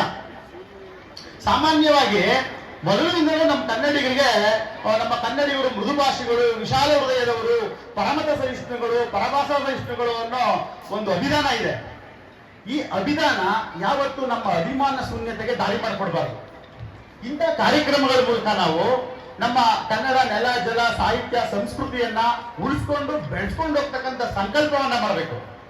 ಈ ನಿಟ್ಟಿನಲ್ಲಿ ನಮ್ಮ ಅರ್ಬನ್ ಕೋಆಪರೇಟಿವ್ ಸೊಸೈಟಿ ಸುಮಾರು 40 ವರ್ಷಗಳಿಂದ ಅವಿರತವಾಗಿ ಕನ್ನಡ ರಾಜ್ಯೋತ್ಸವ ಕಾರ್ಯಕ್ರಮವನ್ನು ಆಚರಿಸಿಕೊಂಡು ಬರ್ತಾ ಈ ನಾಡು ನುಡಿಯ ಬಗ್ಗೆ ಅರಿವನ್ನು ಮೂಡಿಸ್ತಾ ಇರ್ತಕ್ಕಂಥದ್ದು ನಿಜಕ್ಕೂ ಶ್ಲಾಘನೀಯವಾದಂತ ವಿಚಾರ. ಅದಕ್ಕೋಸ್ಕರ ನೀವೆಲ್ಲರೂ ಚಪ್ಪಾಳೆ ಹೊಡಿಬೇಕು. ಚಪ್ಪಾಳೆಗಳಿಗೆ ಮತ್ತೆ ಬ್ಯಾಂಕ್ನ ಎಲ್ಲ ಪದಾಧಿಕಾರಿಗಳಿಗೆ, ಸದಸ್ಯರಿಗೆ ನಾನು ವೈಯಕ್ತಿಕವಾಗಿ ಅಭಿನಂದನೆಗಳನ್ನ ಸಲ್ಲಿಸ್ತೀನಿ. ನೋಡಿ, ಕನ್ನಡಿಗರಿಗೆ ಯಾವುದೇ ಕನ್ನಡಿಗರಿಗೆ ನಮ್ಮ ಭವ್ಯ ಪರಂಪರೆ, ಇತಿಹಾಸದ ಅರಿವಿರಬೇಕು. ಸೊ ಅಭಿಮಾನ ಅಂತಕ್ಕಂಥದ್ದು ಕೇವಲ ನಾವು ನವೆಂಬರ್ ತಿಂಗಳಲ್ಲಿ ಆಚರಿಸ್ತೀವಲ್ಲ ರಾಜ್ಯೋತ್ಸವ, ಅದಕ್ಕೆ ಮಾತ್ರ ಸೀಮಿತವಾಗಿರಬಾರ್ದು. ನಮ್ಮ ದೈನಂದಿನ ನಡೆನುಡಿಯಲ್ಲಿ ನಾವು ಕನ್ನಡತನವನ್ನ ಮೈಗೂಡಿಸ್ಕೋಬೇಕು. ಅವಾಗ ಮಾತ್ರ ನಾವು ನಿಜವಾಗ್ಲೂ ಕನ್ನಡಿಗರಾಗಲು ಸಾಧ್ಯ. ನಿಮಗೆ ಗೊತ್ತಿರಲಿ, ನಮ್ಮ ಕನ್ನಡ ಭಾಷೆ ಮತ್ತು ಸಾಹಿತ್ಯಕ್ಕೆ ಸುಮಾರು 2500 ವರ್ಷಗಳಷ್ಟು ಸುದೀರ್ಘವಾದಂತ ಇತಿಹಾಸ ಇದೆ. 8ನೇ ಶತಮಾನದಲ್ಲಿ ನಮ್ಮ ಶ್ರೀ ವಿಜಯ ಕವಿರಾಜ ಮಾರ್ಗ ಕಾವ್ಯವನ್ನ ಬರೆಯುವಾಗ ಇವತ್ತು ಪ್ರಪಂಚದಲ್ಲಿ ನಾವು ದೊಡ್ಡ ಭಾಷೆಗಳು ಅಂತ ಕರೀತಕ್ಕಂಥ ಎಷ್ಟೋ ಭಾಷೆಗಳು ಇನ್ನು ತೊಟ್ಟಲ್ಲೇ ಇದ್ದು, ಎಷ್ಟೋ ಭಾಷೆಗಳಿಂದ ಕಣ್ಣೇ ಬಿಟ್ಟಿರಲಿಲ್ಲ. ಜೊತೆಗೆ ನಮ್ಮ ಭಾಷೆ ಬಹಳ ವೈಜ್ಞಾನಿಕವಾದಂತ ಭಾಷೆ, ಬಹಳ ತರ್ಕಬದ್ಧವಾದಂತ ಭಾಷೆ. ಯಾಕೆಂದ್ರೆ ನಮ್ಮ ಭಾಷೆಯಲ್ಲಿ ನಾವು ಏನೇನು ಬರೀತೀವೋ ಅದನ್ನೇ ಓದ್ತೀವಿ. ಏನೇನು ಅಕ್ಷರಗಳಲ್ಲಿ ನಮ್ಮ ಕನ್ನಡ ಭಾಷೆಯೂ ಒಂದು. ಆಚಾರ್ಯ ವಿನೋಬಾ ಭಾವೆಯವರು ನಮ್ಮ ಕನ್ನಡ ಲಿಪಿಯನ್ನ ಲಿಪಿಗಳ ರಾಣಿ ಅಂತ ಕರೀತಾರೆ. ನಮ್ಮ ಕನ್ನಡ ನಾಡಿಗೆ ಕರ್ನಾಟಕ ಅನ್ನೋ ಹೆಸರು ಹೇಗೆ ಬಂತು ಅನ್ನೋದ್ರ ಬಗ್ಗೆ ವಿಚಾರ ಮಾಡೋದಾದ್ರೆ, ಮಹಾಭಾರತದ ಭೀಷ್ಮ ಪರ್ವದಲ್ಲಿ, ಸಭಾ ಪರ್ವದಲ್ಲೇ ಕರ್ನಾಟಕ ಅನ್ನೋ ಪದ ಉಲ್ಲೇಖ ಇರೋದನ್ನ ನಾವು ನೋಡ್ಬೋದು. ಅವಾಗಲೇ ಆ ಪದ ಉಲ್ಲೇಖ ಆಗಿದೆ. ಅಂದ್ರೆ ಕಪ್ಪು ಮಂಡಿಯ ನಾಡು, ಕರುನಾಡು, ಎತ್ತರವಾದ ಪ್ರದೇಶದ ನಾಡು ಅಂತ. ಅಂದ್ರೆ ಕಮ್ಮಿತ್ತು ನಾಡು, ಶ್ರೀಗಂಧದ ಪರಿಮಳವುಳ್ಳ ನಾಡು, ಇದೇ ಮುಂದೆ ಕರ್ನಾಟಕ ಆಗಿದೆ. ಸಂಗಮ್ ಯುಗ್ ಸೇರಿದಂತಹ ತಮಿಳರ ಅತ್ಯಂತ ಪ್ರಾಚೀನ ಕಾವ್ಯ ಸಿಲಪ್ಪಾದಿಗಾರನಲ್ಲಿ ನಮ್ಮನ್ನ ಕರುನಾಡರು ಅಂತ ಕರೆದಿದ್ದಾರೆ. ಭಾಷೆ ವಿಚಾರಕ್ಕೆ ಬಂದ್ರೆ ಅಶೋಕನ ಬ್ರಹ್ಮಗಿರಿ ಶಾಸ್ತ್ರದಲ್ಲಿ ಇಸಿಲ ಅಂತಕ್ಕಂಥ ಒಂದು ಪದ ಬರುತ್ತೆ. ಪ್ರೊಫೆಸರ್ ಡಿ.ಎಲ್. ನರಸಿಂಹಾಚಾರ್ಯರು, ಭಾಷಾ ಸಂಶೋಧಕರವರು ಇದು ಕನ್ನಡದ ಪದ ಅಂತ ಗುರುತಿಸ್ತಾರೆ. ಅಂದ್ರೆ ಕ್ರಿಸ್ತಪೂರ್ವ 3ನೇ ಶತಮಾನದಲ್ಲೇನೆ ಕನ್ನಡ ಪದಗಳು ಬಳಕೆಯಲ್ಲಿದ್ದು ಅಂತ ಹೇಳ್ಬೋದು. ಪಾಣಿನಿಯ ಅಷ್ಟಾಧ್ಯಾಯ, ಗ್ರೀಕ್ನ ಪ್ರಹಸನಗಳು, 2ನೇ ಶತಮಾನದ ಆಲರಾಜ ಬರೆದಿರ್ತಕ್ಕಂಥ ಗಾಥಾ ಸಪ್ತಶತಿ, ಈ ಎಲ್ಲ ಕಾವ್ಯಗಳಲ್ಲಿ ನಾವು ಕನ್ನಡ ಪದದ ಉಲ್ಲೇಖವನ್ನ ನೋಡಬಹುದು. ಇಷ್ಟು ನಮ್ಮ ಕನ್ನಡಕ್ಕೆ ಇರ್ತಕ್ಕಂಥ ಅಗಾಧವಾದಂತಹ ಪ್ರಾಚೀನತೆಯನ್ನು ತಿಳಿಸುತ್ತೆ. 6ನೇ ಶತಮಾನದ ವೇಳೆಗೆ ನಮ್ಮ ಕನ್ನಡ ಭಾಷೆ ನಮ್ಮ ನೆಲದಲ್ಲಿ ಆಡಳಿತ ಭಾಷೆ ಆಗಿತ್ತು ಅನ್ನೋದಕ್ಕೆ ಸಾಕ್ಷಿ ಕ್ರಿಸ್ತಶಕ 450ರ ಅಲ್ಮಿಡಿ ಶಾಸನ. ಸುಮಾರು 7ನೇ ಶತಮಾನದ ವೇಳೆಗೆ ಕನ್ನಡ ಭಾಷೆ ಸಾಹಿತ್ಯದ ಭಾಷೆಯಾಗಿ ರೂಪುಗೊಂಡಿತ್ತು. 7ನೇ ಶತಮಾನದಲ್ಲೇನೆ. ಅದಕ್ಕೆ ಸಾಕ್ಷಿ ಬಾದಾಮಿ ಶಾಸನ. ಬಾದಾಮಿ ಶಾಸನ ನಮ್ಮ ಕನ್ನಡ ಛಂದಸ್ಸಿನ ತಾಯಿ ಬೇರಾದಂತಹ ಹಂಸಗಣಾನ್ವಿತ ತ್ರಿಪದಿ ಛಂದಸ್ಸಿನ ರಚನೆಯಾಗಿದೆ. ಆ ಕಾಲದಲ್ಲಿ 7ನೇ ಶತಮಾನದಲ್ಲಿ. ಅದು ಸಾಹಿತ್ಯಿಕವಾಗಿ ಮಾತ್ರ ಅಲ್ಲ, ಕನ್ನಡದ ಹಿರಿಮೆಯನ್ನ ಸಾರ್ತಕ್ಕ ಅಂತ ಒಂದು ಶಾಸನ. ಅದರಲ್ಲಿ ಅಪಕೀರ್ತಿಗಿಂತ ನಮ್ಮ ಸೋಲೆ ಸಾಕ್ಷಿಯಿಂದ ಬದುಕಿದ್ದಂತಹ, ಅಪಕೀರ್ತಿಗಿಂತ ನಾವು ಸಾವೇ ಮೇಲು ಬದುಕಿದ್ದಂತಹ ಕಪ್ಪೆ ಅರಬಟ್ಟ ಅಂತಕ್ಕಂಥ ವೀರನ ವರ್ಣನೆ ಬರುತ್ತೆ. ಸಾಧುಂಗೆ ಸಾಧು, ಮಾಧುರ್ಯಂಗೆ ಮಾಧುರ್ಯನ್, ಬಾದಿಪ್ಪ ಕಲಿಯುವ ವಿಪರೀತನ್, ಮಾಧವನೀತನ್ ತರನಲ್ಲ. ಅಂದ್ರೆ ಕನ್ನಡಿಗರು ಸಾಧುಗಳಿಗೆ ಸಾಧುಗಳು, ಮಾಧುರ್ಯತೆ ಉಳ್ಳವರಿಗೆ ಮಧುರವಾದ ಮನಸ್ಸುಳ್ಳವರು, ತೊಂದರೆ ಕೊಡುವವರಿಗೆ ಕಲಿಯುಗದ ಅಭಿಷೇಕದವರು ಅಂತ ಆ ಕಾಲಕ್ಕೆ ನಮ್ಮ ಕನ್ನಡಿಗರನ್ನ ಆ ಶಾಸನಕಾರ ಆಡು ಹೋಗಿದ್ದಾನೆ. ಅಂತ ಹಿರಿಮೆ ನಮ್ದು. 8ನೇ ಶತಮಾನದಲ್ಲೇನೆ ಕವಿರಾಜ ಮಾರಕಾರ ನಮ್ಮ ಕನ್ನಡದ ಜನಪದರಿಗೆ ಇರ್ತಕ್ಕಂಥ ಕಾವ್ಯ ಕಟ್ಟುವ ಸಾಮರ್ಥ್ಯವನ್ನ ಹಾಡಿ ಹೋಗಿರ್ತಾನೆ. ನಮ್ಮ ಕನ್ನಡಿಗರು ಎಂತವ್ರಂದ್ರೆ ಪದ ನರಿದು ನುಡಿಯಲು, ನುಡಿಯುವುದು ನರಿದು ಆರೆಯಲು ಮಾರ್ಪರಿ ನಾಡವರ್ಗ ನಿಜರಿಗೂ ಕುಡಿದು ಹೋದನೆಯಂ ಕಾವ್ಯ ಪ್ರಯೋಗ ಪರಿಣತ ಮತಿಗಳು. ಅಂದ್ರೆ ನಮ್ಮ ಕನ್ನಡದ ಜನ ಎಂತವರು ಅಂದ್ರೆ ಪದ ಅರಿದು ನುಡಿಯಲು, ಪದವನ್ನ ಅರಿತು ಮಾತನಾಡಬಲ್ಲವರು, ಮಾತನಾಡಿದನ್ನ ಪಾಲಿಸಬಲ್ಲವರು. ಯಾವುದೇ ಶಾಲೆಗೆ ಹೋಗಿ ಕಲಿದೇ ಇದ್ರು ಸಹ ಕಾವ್ಯವನ್ನ ಕಟ್ಟುವ ಸಾಮರ್ಥ್ಯ ಇದ್ದಂತವರು. ಅದಕ್ಕೆ ಸಾಕ್ಷಿ ನಮ್ಮ ಕನ್ನಡ ನಾಡಿನಲ್ಲಿರ್ತಕ್ಕಂಥ ಅಪಾರವಾದ ಜನಪದ ಸಂಪತ್ತು. ಯಾವುದೇ ಶಿಷ್ಟ ಸಾಹಿತ್ಯಕ್ಕೆ ಸರಿಸಮಾನವಾಗಿ ನಮ್ಮಲ್ಲಿ ಕನ್ನಡ ಜನಪದ ಸಾಹಿತ್ಯ ಸಂಪತ್ತಿದೆ. ಆ ರೀತಿ ಒಂದು ಅದ್ಭುತವಾದಂತಹ ಒಂದು ಪರಂಪರೆಯನ್ನ ಉಳಿಸ್ಕೊಂಡು ಬಂದಿರತಕ್ಕಂಥ ನಾಡು ನಮ್ಮ ಕನ್ನಡ ನಾಡು. ಇನ್ನು ಸಂಸ್ಕೃತಿಯ ವಿಚಾರಕ್ಕೆ ಬಂದ್ರೆ, ಸಂಸ್ಕೃತಿಯಲ್ಲಿ ನಮ್ಮ ಕನ್ನಡ ಸಂಸ್ಕೃತಿ ಪ್ರಪಂಚದ ಯಾವುದೇ ಸಂಸ್ಕೃತಿಗೂ ಕಡಿಮೆ ಇದಲ್ಲ. ಬಹಳ ಶ್ರೀಮಂತವಾದ ಧರ್ಮಸಹಿಷ್ಣುವಾದ ಸಂಸ್ಕೃತಿಯನ್ನು ಹೊಂದಿರತಕ್ಕಂಥ ನಾಡು ನಮ್ದು. ಹೇಗೆ ನಮ್ಮ ಭಾಷೆ ಮತ್ತು ಸಾಹಿತ್ಯಕ್ಕೆ 2500 ವರ್ಷಗಳಷ್ಟು ಸುದೀರ್ಘ ಇತಿಹಾಸ ಇದೆಯೋ, ನಮ್ಮ ಸಂಸ್ಕೃತಿಗೂ ಅಷ್ಟೇ ಇತಿಹಾಸ ಇದೆ. ಅದಕ್ಕೆ ನಮ್ಮ ಕರ್ನಾಟಕದ ತುಂಬೆಲ್ಲ ಅಡ್ಡುಕೊಂಡಿರ್ತಕ್ಕಂಥ ವೀರಗಲ್ಲುಗಳೇ ಸಾಕ್ಷಿ. ನಮ್ಮ ಕರ್ನಾಟಕದಲ್ಲಿ ಸಿಗುವಷ್ಟು ವೀರಗಲ್ಲುಗಳು ಭಾರತದ ಯಾವ ಭಾಗದಲ್ಲೂ ಸಿಗೋದಿಲ್ಲ. ವಿರಾಜ ಮಾರ್ಗದಲ್ಲಿ ಒಂದು ಮಾತು ಬರುತ್ತೆ, ಕಸವರವೆಂಬುದು ನೆರಸೈರಿಸಲಾರ್ಪಡೆ ಪರಧರ್ಮಮಂ ಪರವಿಚಾರಮಂ ಅಂತ. ಕಸವರ ಅಂದ್ರೆ ಬಂಗಾರ, ಚಿನ್ನ, ಸಂಪತ್ತು. ನಿಜವಾದ ಸಂಪತ್ತು ಏನಪ್ಪಾ ಅಂದ್ರೆ ಬೇರೆಯವರ ವಿಚಾರಗಳನ್ನ ಗೌರವಿಸೋದು, ಬೇರೆಯ ಧರ್ಮಕ್ಕೆ ಗೌರವ ಕೊಡೋದು ಅಂತ. ಈ ರೀತಿಯ ಒಂದು ಅನ್ಯ ವಿಚಾರಗಳನ್ನ ಗೌರವಿಸ್ತಾ, ಪರಧರ್ಮಗಳನ್ನ ಗೌರವಿಸ್ತಾ ಬಂದಂತ ನಾಡು ನಮ್ದು. ಅದಕ್ಕೆ ಸಾಕ್ಷಿ ನಮ್ಮ ನಾಡಿನಲ್ಲಿ ಜೈನ, ಬೌದ್ಧ, ಹಲವಾರು ಮತಧರ್ಮಗಳು ಬೆಳೆದಿವೆ. ನಮ್ಮ ವಿಜಯನಗರದ ಅರಸ ಪ್ರೌಢ ಪ್ರತಾಪ ದೇವರಾಯನ ಮಂತ್ರಿ ಲಕ್ಷ್ಮೀಧರ ಮತ್ತೆ ಒಂದು ಶಾಸನ ಹಾಕ್ತಾನೆ. ಆ ಶಾಸನದಲ್ಲಿ ನಮ್ಮ ಕನ್ನಡ ತಾಯಂದಿರ ಉದಾತ್ತ ವ್ಯಕ್ತಿತ್ವ, ಸಂಸ್ಕೃತಿ ಎಂತದ್ದು ಅಂತ ಆತ ವರ್ಣಿಸ್ತಾನಲ್ಲಿ. ನಮ್ಮ ಕನ್ನಡದ ತಾಯಂದಿರು ತಮ್ಮ ಮಕ್ಕಳಿಗೆ ಆ ಕಾಲಕ್ಕೆ ಏನನ್ನ ಹೇಳ್ಕೊಡ್ತಾರೆ, ಎಂತ ಸಂಸ್ಕೃತಿಯನ್ನ ಹೇಳ್ಕೊಡ್ತಾ ಇದ್ರು ಅಂತ. ಹೇಳ್ತಾನೆ, ಕೆರೆಯಂ ಕಟ್ಟಿಸು ಮಗು, ಕೆರೆಯಂ ಕಟ್ಟಿಸು, ಬಾವಿಯಂ ಸವೆಸು, ದೇವಗಾರಮಂ ಮಾಡಿಸು, ಅಜ್ಜರೆಯೊಳು ಸಿಲುಕಿದ ಅನಾಥರಂ ಬಿಡಿಸು, ಮಿತ್ರರಿಗೆ ಇಂಬು ಕೈ, ನಂಬಿದವರಿಗೆ ಎರವಟ್ಟಾಗಿರು, ಶಿಷ್ಯರಂ ಕೊರೆ ಎನ್ನುತ್ತ ಇಂತೆಲ್ಲಮಂ ಪಿಂತೆ ಪಾಲರೆ ಒಂದು ತೊಟ್ಟು ಎರಡಲ್ಲಿ ಲಕ್ಷ್ಮೀಧರಾಮತ್ಯನ. ಆ ಲಕ್ಷ್ಮೀಧರಾಮತ್ಯನ ತಾಯಿ ಲಕ್ಷ್ಮೀಧರಾಮತ್ಯನಿಗೆ ಹಾಲು ಕುಡಿಸ್ತಾ ಹೇಳ್ತಾ ಇದ್ದಂತೆ, ಮಗು ನೀನು ಕೆರೆ ಕಟ್ಟಿಸ್ಬೇಕು. ಒಂದ್ ಕಡೆ ಮಗುಗೆ ಹಾಲು ಎದೆ ಹಾಲು ಕುಡಿಸಿದಾಳೆ, ಕಿವಿಯಲ್ಲಿ ಸಂಸ್ಕೃತಿಯ ಬೀಜ ಮಂತ್ರಗಳನ್ನ ಹೇಳ್ಕೊಡ್ತಿದ್ದಾಳೆ. ಮಗು ನೀನು ಕೆರೆ ಕಟ್ಟಿಸು, ಬಾವಿ ತೋರಿಸು, ನಿನ್ನ ನಂಬಿದವ್ರನ್ನ ಕಾಪಾಡು, ಪ್ರಜಾಪಾಲಕನಾಗಿ ಬಾಳು, ದೇವಾಲಯಗಳನ್ನ ನಿರ್ಮಾಣ ಮಾಡು ಅಂತ. ಇವತ್ತಿನ ನಮ್ಮ ಕನ್ನಡ ತಾಯಂದ್ರು ಇದನ್ನೆಲ್ಲ ಓದ್ಬೇಕು. ಎಂತ ಪರಂಪರೆ, ಎಂತ ಸಂಸ್ಕೃತಿ ನಮ್ದು ಅಂತ. ಇಂಥ ಒಂದು ಸಾಂಸ್ಕೃತಿಕ ಪರಂಪರೆ ಇರ್ತಕ್ಕಂಥ ನಮ್ಮ ಕನ್ನಡ ನಾಡಿನ ಹಲವಾರು ರಾಜವಂಶಗಳ ಆಳ್ವಿಕೆ ನಡೆಸಿವೆ. ನಮ್ಮ ಕಲೆ, ವಾಸ್ತುಶಿಲ್ಪ, ಸಂಗೀತ ಎಲ್ಲದಕ್ಕೂ ಅತ್ಯದ್ಭುತವಾದಂತ ಕಲೆಗಳನ್ನು ಕೊಟ್ಟಿವೆ. ನಮ್ಮ ಕನ್ನಡ ನಾಡಿನ ನಾವು ಕನ್ನಡಿಗರು, ನಾವು ಆಳ್ವಿಕೆ ಮಾಡ್ಕೊಳ್ಳೋಕೆ ಪ್ರಾರಂಭ ಮಾಡಿದ್ದು ಕದಂಬರ ಕಾಲದಲ್ಲಿ. ಅದಕ್ಕಿಂತ ಹಿಂದೆ ನಮ್ಮ ಕನ್ನಡ ನಾಡನ್ನ ಆಳ್ವಿಕೆ ಮಾಡ್ತಾ ಇದ್ದಂಥವ್ರು ಉತ್ತರದ ಮೌರ್ಯರು, ಆಂಧ್ರದ ಶಾತವಾಹನರು, ಕಂಚಿ ಪಲ್ಲವರು. ಈ ರಾಜರುಗಳಿಗೆ ನಮ್ಮ ಕನ್ನಡ ಭಾಷೆ ಮೇಲೆ, ನಮ್ಮ ಕನ್ನಡ ಸಂಸ್ಕೃತಿ ಮೇಲೆ ಹೇಗೆ ಅಭಿಮಾನ ಬರಕ್ ಸಾಧ್ಯ, ನೀವು ಹೇಳಿ. ಈ ಸಂಕಷ್ಟವನ್ನ ದೂರ ಮಾಡಿ ಸ್ವಾಭಿಮಾನದ ಕನ್ನಡ ಸಾಮ್ರಾಜ್ಯವನ್ನ ಕಟ್ಟಿದಂಥವ್ರು ಕದಂಬರು, ಕದಂಬರ ಮಯೂರವರ್ಮ. ಅವರ ನಂತರ ಬಂದಂತ ಬಾದಾಮಿ ಚಾಲುಕ್ಯರು. ಅದರಲ್ಲೂ ಇಮ್ಮಡಿ ಪುಲಕೇಶಿಯ ಕಾಲದಲ್ಲಿ ನಮ್ಮ ಕನ್ನಡಿಗರ ಧೈರ್ಯ, ಸಾಹಸ, ಶೌರ್ಯ ಬರೀ ನಮ್ಮ ಕನ್ನಡ ನಾಡು ಮಾತ್ರ ಅಲ್ಲ, ವಿಶ್ವವ್ಯಾಪಕವಾಗಿತ್ತು. ಉತ್ತರ ಪ್ರದೇಶ್ವರ ಅಂತ ಮೆರೀತಾ ಇದ್ದಂತ ಹರ್ಷವರ್ಧನನ್ನ ನರ್ಮದಾ ನದಿ ತೀರದಲ್ಲೇ ಹಿಮ್ಮೆಟ್ಟಿಸಿ ಸೋಲಿಸುವಷ್ಟು ಸಮರ್ಥರಾಗಿದ್ರು ನಮ್ಮ ಕನ್ನಡಿಗರು. ಅವನ ಸೈನ್ಯವನ್ನು ಆ ಕಾಲಕ್ಕೆ ಮಾತ್ರ ಅಲ್ಲ ನಾವು ವಿಸ್ತಾರವಾಗಿದ್ದು, ಭಾಷಿಕವಾಗಿಯೂ ನಮ್ಮ ಜನ ಅಷ್ಟೆಲ್ಲ ವಿಸ್ತಾರದಲ್ಲಿ ವಾಸ ಮಾಡ್ತಾ ಇದ್ರು. ಆದ್ರೆ ಮುಂದೆ ಹಲವಾರು ರಾಜಕೀಯ ಸ್ಥಿತ್ಯಂತರಗಳಿಗೆ ಸಿಲುಕಿ ಇಷ್ಟು ವಿಶಾಲ ಭೂಪ್ರದೇಶವನ್ನು ಹೊಂದಿದಂತ ನಮ್ಮ ಕನ್ನಡ ನಾಡು ಏನಾಗ್ತು, ತುಂಬಾ ಕಿರಿದಾಗ್ತಾ ಬಂತು. ಕನ್ನಡ ಭಾಷೆ ಮಾತಾಡ್ತಕ್ಕಂಥ ಜನ ಅನ್ಯ ಭಾಷಿಕರ ಆಡಳಿತಕ್ಕೆ ಒಳಗಾದ್ರು. ಅವರು ತಮ್ಮ ಭಾಷೆ, ತಮ್ಮ ಸಂಸ್ಕೃತಿಯನ್ನ ಕನ್ನಡಿಗರ ಮೇಲೆ ಬಲವಂತವಾಗಿರೋದು. ಯಾವಾಗ 1565ರಲ್ಲಿ ತಾಳಿಕೋಟೆ ಕದನದಲ್ಲಿ ವಿಜಯನಗರ ಸಾಮ್ರಾಜ್ಯ ಪತನ ಆಯ್ತೋ, ಅಲ್ಲಿಂದಾಚೆ ಕನ್ನಡಿಗರ ಸ್ಥಿತಿ ನಮ್ಮ ಕನ್ನಡ ನಾಡಿನಲ್ಲಿ ತುಂಬಾ ಬಿಗಡಾಯಿಸ್ತು. ಆಮೇಲೆ ಬ್ರಿಟಿಷ್ ಆಳ್ವಿಕೆಯಲ್ಲಿ ಏನ್ ಮಾಡಿದ್ರು ಬ್ರಿಟಿಷ್ನವರು, ತಮ್ಮ ಒಡೆದು ಆಳುವ ನೀತಿಯಿಂದಾಗಿ ಸುಮಾರು 20ಕ್ಕೂ ಹೆಚ್ಚು ಪ್ರಾಂತ್ಯಗಳಲ್ಲಿ ನಮ್ಮ ಕನ್ನಡಿಗರನ್ನ ಹರಿದಂಚಿಬಿಟ್ರು. ಹೈದರಾಬಾದ್ ಪ್ರಾಂತ್ಯಕ್ಕೆ ಬಂದ್ರೆ ಉರ್ದು ಪ್ರಾಬಲ್ಯ, ತೆಲುಗು ಪ್ರಾಬಲ್ಯ. ಈ ಕಡೆ ಮುಂಬೈ ಪ್ರಾಂತ್ಯಕ್ಕೆ ಬಂದ್ರೆ ಮರಾಠಿಗರ ಪ್ರಾಬಲ್ಯ. ಈ ಕಡೆ ಮದ್ರಾಸ್ ಪ್ರಾಂತ್ಯಕ್ಕೆ ಬಂದ್ರೆ ತಮಿಳ್ ಪ್ರಾಬಲ್ಯ. ಅಷ್ಟೋ ಇಷ್ಟೋ ಕನ್ನಡ ಉಳಿದಿತ್ತು, ಬೆಳೀತಾ ಇತ್ತು ಅಂದ್ರೆ ಅದು ನಮ್ಮ ಮೈಸೂರು ಸಂಸ್ಥಾನದಲ್ಲಿ.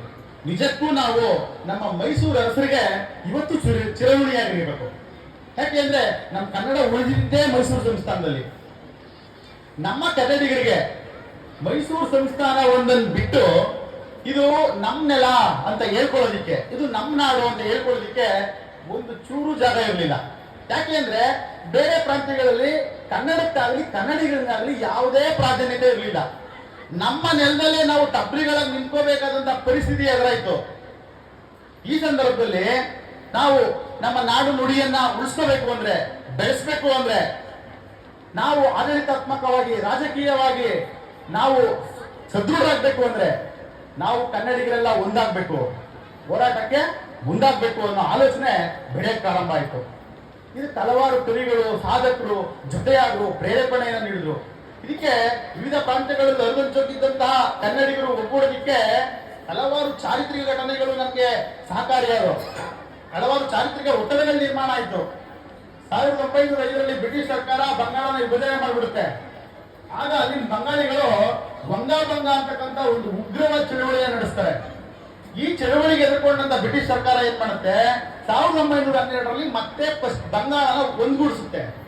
ಈ ಘಟನೆ ಏಕೀಕರಣದ ಕನಸನ್ನ ಕಾಣ್ತಾ ಇದ್ದಂತ ನಮ್ಮ ಕನ್ನಡಿಗರಿಗೆ ಒಂದು ಪ್ರೇರೇಪಣೆಯನ್ನ ಕೊಡ್ತು. ಹೌದು, ನಾವು ಹೋರಾಟ ಮಾಡಿದ್ರೆ, ಸಂಘಟಿತರಾದ್ರೆ ನಾವು ಕನ್ನಡಿ ಬೇರೆ ಬೇರೆ ಪ್ರಾಂತ್ಯಗಳಲ್ಲಿ ಹರಿದಂಚೋಗಿರ್ತಕ್ಕಂಥ ಕನ್ನಡಿಗರೆಲ್ಲ ಒಂದು ನಾವನ್ನ ಕಟ್ಕೋಬಹುದು ಅಂತ. ಆಮೇಲೆ 1890ರಲ್ಲಿ ನಮ್ಮ R.S. ದೇಶಪಾಂಡೆ ಅವರು ಕನ್ನಡ ಭಾಷೆಗೆ ಎದುರಾಗಿದ್ದಂತಹ ದುಸ್ಥಿತಿಯನ್ನ ದೂರ ಮಾಡೋದಕ್ಕೆ, ಕನ್ನಡಿಗರನ್ನ ಒಗ್ಗೂಡಿಸೋದಕ್ಕೆ ಧಾರವಾಡದಲ್ಲಿ ವಿದ್ಯಾವರ್ಧಕ ಸಂಘವನ್ನ ಸ್ಥಾಪನೆ ಮಾಡಿದ್ರು. ನಮ್ಮ ನಾಲ್ವಡಿ ಕೃಷ್ಣರಾಜ ಒಡೆಯರ್ ಅವರು, ಸರ್ ವಿಶ್ವೇಶ್ವರಯ್ಯನವರು ಬೆಂಗಳೂರಲ್ಲಿ ಕನ್ನಡ ಸಾಹಿತ್ಯ ಪರಿಷತ್ತನ್ನ ಸ್ಥಾಪನೆ ಮಾಡೋದ್ರ ಮೂಲಕ ಏಕೀಕರಣದ ಪರವಾಗಿ ನಾವು ಒಂದು ಪ್ರಬಲವಾದ ಧ್ವನಿ ಎತ್ತೋದಿಕ್ಕೆ, ಕನ್ನಡಿಗರು ಸಂಘಟನೆ ಆಗೋದಕ್ಕೆ, ಕನ್ನಡ ಸಾಹಿತ್ಯವನ್ನು ಪೋಷಣೆ ಮಾಡೋದಕ್ಕೆ ಒಂದು ಪ್ರಬಲವಾದ ವೇದಿಕೆಯನ್ನ ಕಲ್ಪಿಸಿಕೊಟ್ರು. ನಾವು ಏಕೀಕರಣದ ಬಗ್ಗೆ ಮಾತಾಡುವಾಗ ಮುಖ್ಯವಾಗಿ ನೆನಪಿಸ್ಕೊಳ್ಬೇಕಾದಂತ ವ್ಯಕ್ತಿ ಆಲೂರು ವೆಂಕಟರಾಯರು. ಅವ್ರನ್ನ ಕನ್ನಡದ ಕುಲಪುರೋಹಿತ ಅಂತ ಕರೀತಾರೆ. ಸುಮಾರು 80,000ಕ್ಕೂ ಹೆಚ್ಚಿನ ಪುಟದ ಕನ್ನಡ ಸಾಹಿತ್ಯವನ್ನ ಬರೆದು ಕನ್ನಡಿಗರ ಮನೆ ಮನೆಗಳಿಗೆ ತಲುಪಿಸ್ತಕ್ಕಂಥ ಕೆಲಸ ಮಾಡಿದ್ರು ಆಲೂರು ವೆಂಕಟರಾಯರು. ಅವರು ಕರ್ನಾಟಕದ ಘಟವೈಭವ ಅಂತ ಒಂದು ಪುಸ್ತಕ ಬರೀತಾರೆ. ಕನ್ನಡಿಗರೇ ನೋಡಿ, ನಿಮ್ಮ ಇತಿಹಾಸ ಹೀಗಿದೆ ಅಂತ ಕನ್ನಡಿಗರಿಗೆ ತೋರಿಸ್ಕೊಟ್ಟು ಕನ್ನಡಿಗರನ್ನ ಒಗ್ಗೂಡಿಸ್ತಕ್ಕಂಥ ಕೆಲಸ ಮಾಡಿದ್ರು. ಈ ಸಂದರ್ಭದಲ್ಲಿ ನಾವು ಕನ್ನಡದ ಪರವಾಗಿ ಕೆಲಸ ಮಾಡಿದಂತ ಹಲವಾರು ವಿದೇಶಿ ಮಾನೀಯರು ನೆನೆಸ್ಕೋಬೇಕು. ಸರ್ ವಾಲ್ಟರ್ ಎಲಿಯಟ್ ಅವರು, ಮತ್ತೆ ಸರ್ ಅರ್ಥರ್ ಮುನ್ರೋ ಅವರು, B.L. ರೈಸ್, ಮತ್ತೆ ರೆವರೆಂಡ್ ಜಾರ್ಜ್ ಫರ್ಡಿನೆಂಟ್ ಕಿಟಲ್, ಇವರೆಲ್ಲ ಕನ್ನಡ ಸೇವೆಯನ್ನು ಮಾಡಿದಂಥವ್ರು. ಸರ್ ವಾಲ್ಟರ್ ಎಲಿಯಟ್ ಅವರು ಆ ಕಾಲಕ್ಕೆ ಉತ್ತರ ಕರ್ನಾಟಕದಲ್ಲಿ ಮರಾಠಿ ಪ್ರಾಬಲ್ಯ ಅಧಿಕವಾಗಿತ್ತು. ಈಗಲೂ ಇದೆ, ಬೆಳಗಾಂ ಕಡೆ ಗೊತ್ತು ನಿಮ್ಗೆ, ಬಹಳ ಅಧಿಕವಾಗಿತ್ತು. ಅವರು ಕನ್ನಡಿ ಭಾಷಿಕರಿಗೆ ತುಂಬಾ ತೊಂದರೆ ಕೊಡ್ತಾ ಇದ್ರು. ಇದನ್ನ ಅರ್ಥಂತ ಸರ್ ವಾಲ್ಟರ್ ಎಲಿಯಟ್ ಅವರು 1830ರಲ್ಲಿ ಹುಬ್ಬಳ್ಳಿಲಿ ಕನ್ನಡ ಶಾಲೆಗಳನ್ನ ಪ್ರಾರಂಭ ಮಾಡ್ತಾರೆ. ಜೊತೆಗೆ ತಮ್ಮ ಖರ್ಚಿನಿಂದ 3 ವರ್ಷ ಕನ್ನಡ ಶಾಲೆ ನಡೆಸ್ತಾರೆ. ಈಗ ನಾವು ಯಾವ್ದನ್ನ ಸದರನ್ ಮರಾಠ ಪ್ರದೇಶಗಳು ಅಂತ ಕಾಲ ಕರೀತಾ ಇದ್ರು, ಆ ಎಲ್ಲ ಪ್ರದೇಶಗಳು ಒಂದು ಕಾಲದಲ್ಲಿ ನಮ್ಮ ಕನ್ನಡ ನಾಡಿಗೆ ಸೇರಿದವು ಅಂತ ತೋರಿಸ್ಕೊಟ್ಟು, ಆಧಾರ ಸಮೇತ ತೋರಿಸ್ಕೊಟ್ಟರು ಫ್ಲೀಟ್ ಅವರು. ಹೀಗೆ ಇವರೆಲ್ಲ ಕನ್ನಡ ಕಟ್ಟತಕ್ಕಂಥ ಕೆಲಸವನ್ನ ಮಾಡಿದ್ರು. ಇದು ನಮ್ಮ ಕುವೆಂಪುರವರು ತಮ್ಮ ಅವಿತವಾದ ಬರವಣಿಗೆಗಳ ಮೂಲಕ ಕನ್ನಡಿಗರನ್ನ ಒಗ್ಗೂಡಿಸ್ತಕ್ಕಂಥ ಕೆಲಸ ಮಾಡಿದ್ರು. ಕನ್ನಡಕ್ಕೆ ಹೋರಾಡು ಕನ್ನಡದ ಕಂದ, ಕನ್ನಡವ ಕಾಪಾಡು ನನ್ನ ಆನಂದ, ಜೋಗುಳದ ಅರಕೆ ಇದು ಮರೆಯದಿರು ಚಿನ್ನ, ಮರತೆಯಾದರೆ ಅಯ್ಯೋ ಮರೆತಂತೆ ನನ್ನ ಅಂತ ಕನ್ನಡಿಗರನ್ನ ಹೋರಾಟ ಕಡೆಗೊಳಿಸ್ತಾರೆ. ಅವ್ರು ಹೇಳ್ತಾರೆ, ಕನ್ನಡದಿಂದ ಕನ್ನಡಿಗರಿಗೆ ಸಿದ್ಧಿಸೋ ಸಿದ್ಧಿ ಯಾವುದು ಅಂದ್ರೆ, ತಾಯಿ ಅಪ್ಪುಗೆಯಂತೆ ಬದುಸೊಗಸು ಮೈಗೆ, ಗುರುವಿನೊಳ್ಳುಡಿಯಂತೆ ಶ್ರೇಯಸ್ಸು ಬಾಳಿಗೆ, ತಾಯಿ ನುಡಿಗೆ ದುಡಿದು ಮಡಿ ಇಹಪರಗಳೇಳಿಗೆ. ಇನ್ನು ತಾಯಿ ನುಡಿಗೋಸ್ಕರ, ತಾಯಿ ನಾಡಿಗೋಸ್ಕರ ದುಡಿದು ಮಾಡಿದ್ರೆ ಇಹಪರಗಳಲ್ಲೂ ಏಳಿಗೆ ಸಿಗುತ್ತೆ ಅಂತ. ಪಂಪರನ್ನ ಕುಮಾರರಾಸ ಲಕ್ಷ್ಮೀಶ ಹರಿಹರಾದಿಗೊಳಿಸಿದೆಂಬಳಿರ್ಪನ್ನೆಗಂ ಅಡುಕದಿ ಕನ್ನಡಂ ಅಳಿಯದಿ ಕನ್ನಡಂ ಉಳಿವುದಿ ಕನ್ನಡಂ ಅಂತ ಕನ್ನಡಿಗರನ್ನ ಪ್ರೇರೇಪಿಸಿದ್ರು, ಬಡ್ದೆಬ್ಸಿದ್ರು. ಸತ್ತಂತಿದ್ದವ್ರನ್ನ ಬಡ್ದೆಬ್ಸಿದ್ರು. ಅವರು ಹೋರಾಟಕ್ಕೆ ಮುಂಚೂಣಿ ಕೊಟ್ಟರು. ಕನ್ನಡಿ ಏಕೀಕರಣದ ಕೆಲಸ ನಿಧಾನ ಆಗ್ತಾ ಇರೋದನ್ನ ಕಂಡು ಅವ್ರು ಹೇಳ್ತಾರೆ, ದೀಕ್ಷೆಯ ತೋಡು ಹಿಂದೆ, ಮಂತ್ರದ ತೋಡು ಹಿಂದೆ, ಕನ್ನಡ ನಾಡು ಒಂದೇ ಅಂತ ಮಂತ್ರ ದೀಕ್ಷೆ ಕೊಟ್ಟರು. ಈಗ ನೀವು ನಮ್ಮ ರಾಜ್ಯೋತ್ಸವ ಸಂದರ್ಭದಲ್ಲಿ ಕೇಳ್ತಾ ಇದ್ರಿ, ಉದಯವಾಗಲಿ ನಮ್ಮ ಚೆಲುವ ಕನ್ನಡ ನಾಡು, ಬದುಕು ಬಲುಹಿನ ನಿಧಿಯು ಸದವಿಮಾನದ ಗೂಡು, ಆ ಜನರಿಯೇನೆ ಜಿಗಿದ ಅನುಮನುದಿಸಿದ ನಾಡು, ಓಜೆಯಿಂ ನರಸುಗಳ ಸೂಡು ಅಂತ ನಮ್ಮ ನಾಡಿನ ಬಗ್ಗೆ ನಮ್ಮ ಉಯಿಲುಗಳ ರಾಯಣರು ಬರೆದ್ರು. ಆ ಹಾಡು, ಈ ಗೀತೆ ಆ ಕಾಲಕ್ಕೆ ನಮ್ಮ ಏಕೀಕರಣ ಚಳುವಳಿ ಹೋರಾಟಗಾರರಿಗೆ ಭಗವದ್ಗೀತೆ ಆಗಿತ್ತು. 1924ರಲ್ಲಿ ಮಹಾತ್ಮ ಗಾಂಧೀಜಿಯವರ ಅಧ್ಯಕ್ಷತೆಯಲ್ಲಿ ಬೆಳಗಾವಿಯಲ್ಲಿ ಕಾಂಗ್ರೆಸ್ ಅಧಿವೇಶನ ನಡೆಯುತ್ತೆ. ಆ ಅಧಿವೇಶನದಲ್ಲಿ ಮೊದಲ ಬಾರಿಗೆ ಈ ಹಾಡನ್ನ ಆಡ್ತಾರೆ. ಅಂದ್ರೆ ಮಹಾತ್ಮ ಗಾಂಧೀಜಿಯವರಿಗೆ ನಮಗೆ ದೇಶಕ್ಕೆ ಸ್ವಾತಂತ್ರ್ಯ ಎಷ್ಟು ಮುಖ್ಯನೋ, ವಿವಿಧ ಪ್ರಾಂತ್ಯಗಳಲ್ಲಿ ಹರಿದಂಚೋಗಿರ್ತಕ್ಕಂಥ ಕನ್ನಡಿಗರೆಲ್ಲ ಒಂದಾಗೋದು ಅಷ್ಟೇ ಮುಖ್ಯ ಅನ್ನೋ ವಿಚಾರವನ್ನ ಮನದಟ್ಟು ಮಾಡಿಕೊಡ್ತಾರೆ.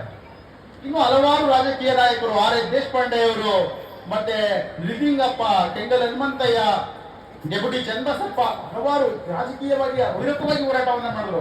ಹೋರಾಟದ ಪರಿಶ್ರಮದ ಫಲವಾಗಿ 1953ರಲ್ಲಿ ಆಗಿನ ಪ್ರಧಾನಿ ಜವಾಹರ್ಲಾಲ್ ನೆಹರು ಅವರು ಪದಲಾಲಿ ಕಮಿಟಿಯನ್ನ, ರಾಜ್ಯ ಪುನರ್ವಿಂಗಡಣಾ ಆಯೋಗವನ್ನು ನೇಮಕ ಮಾಡ್ತಾರೆ.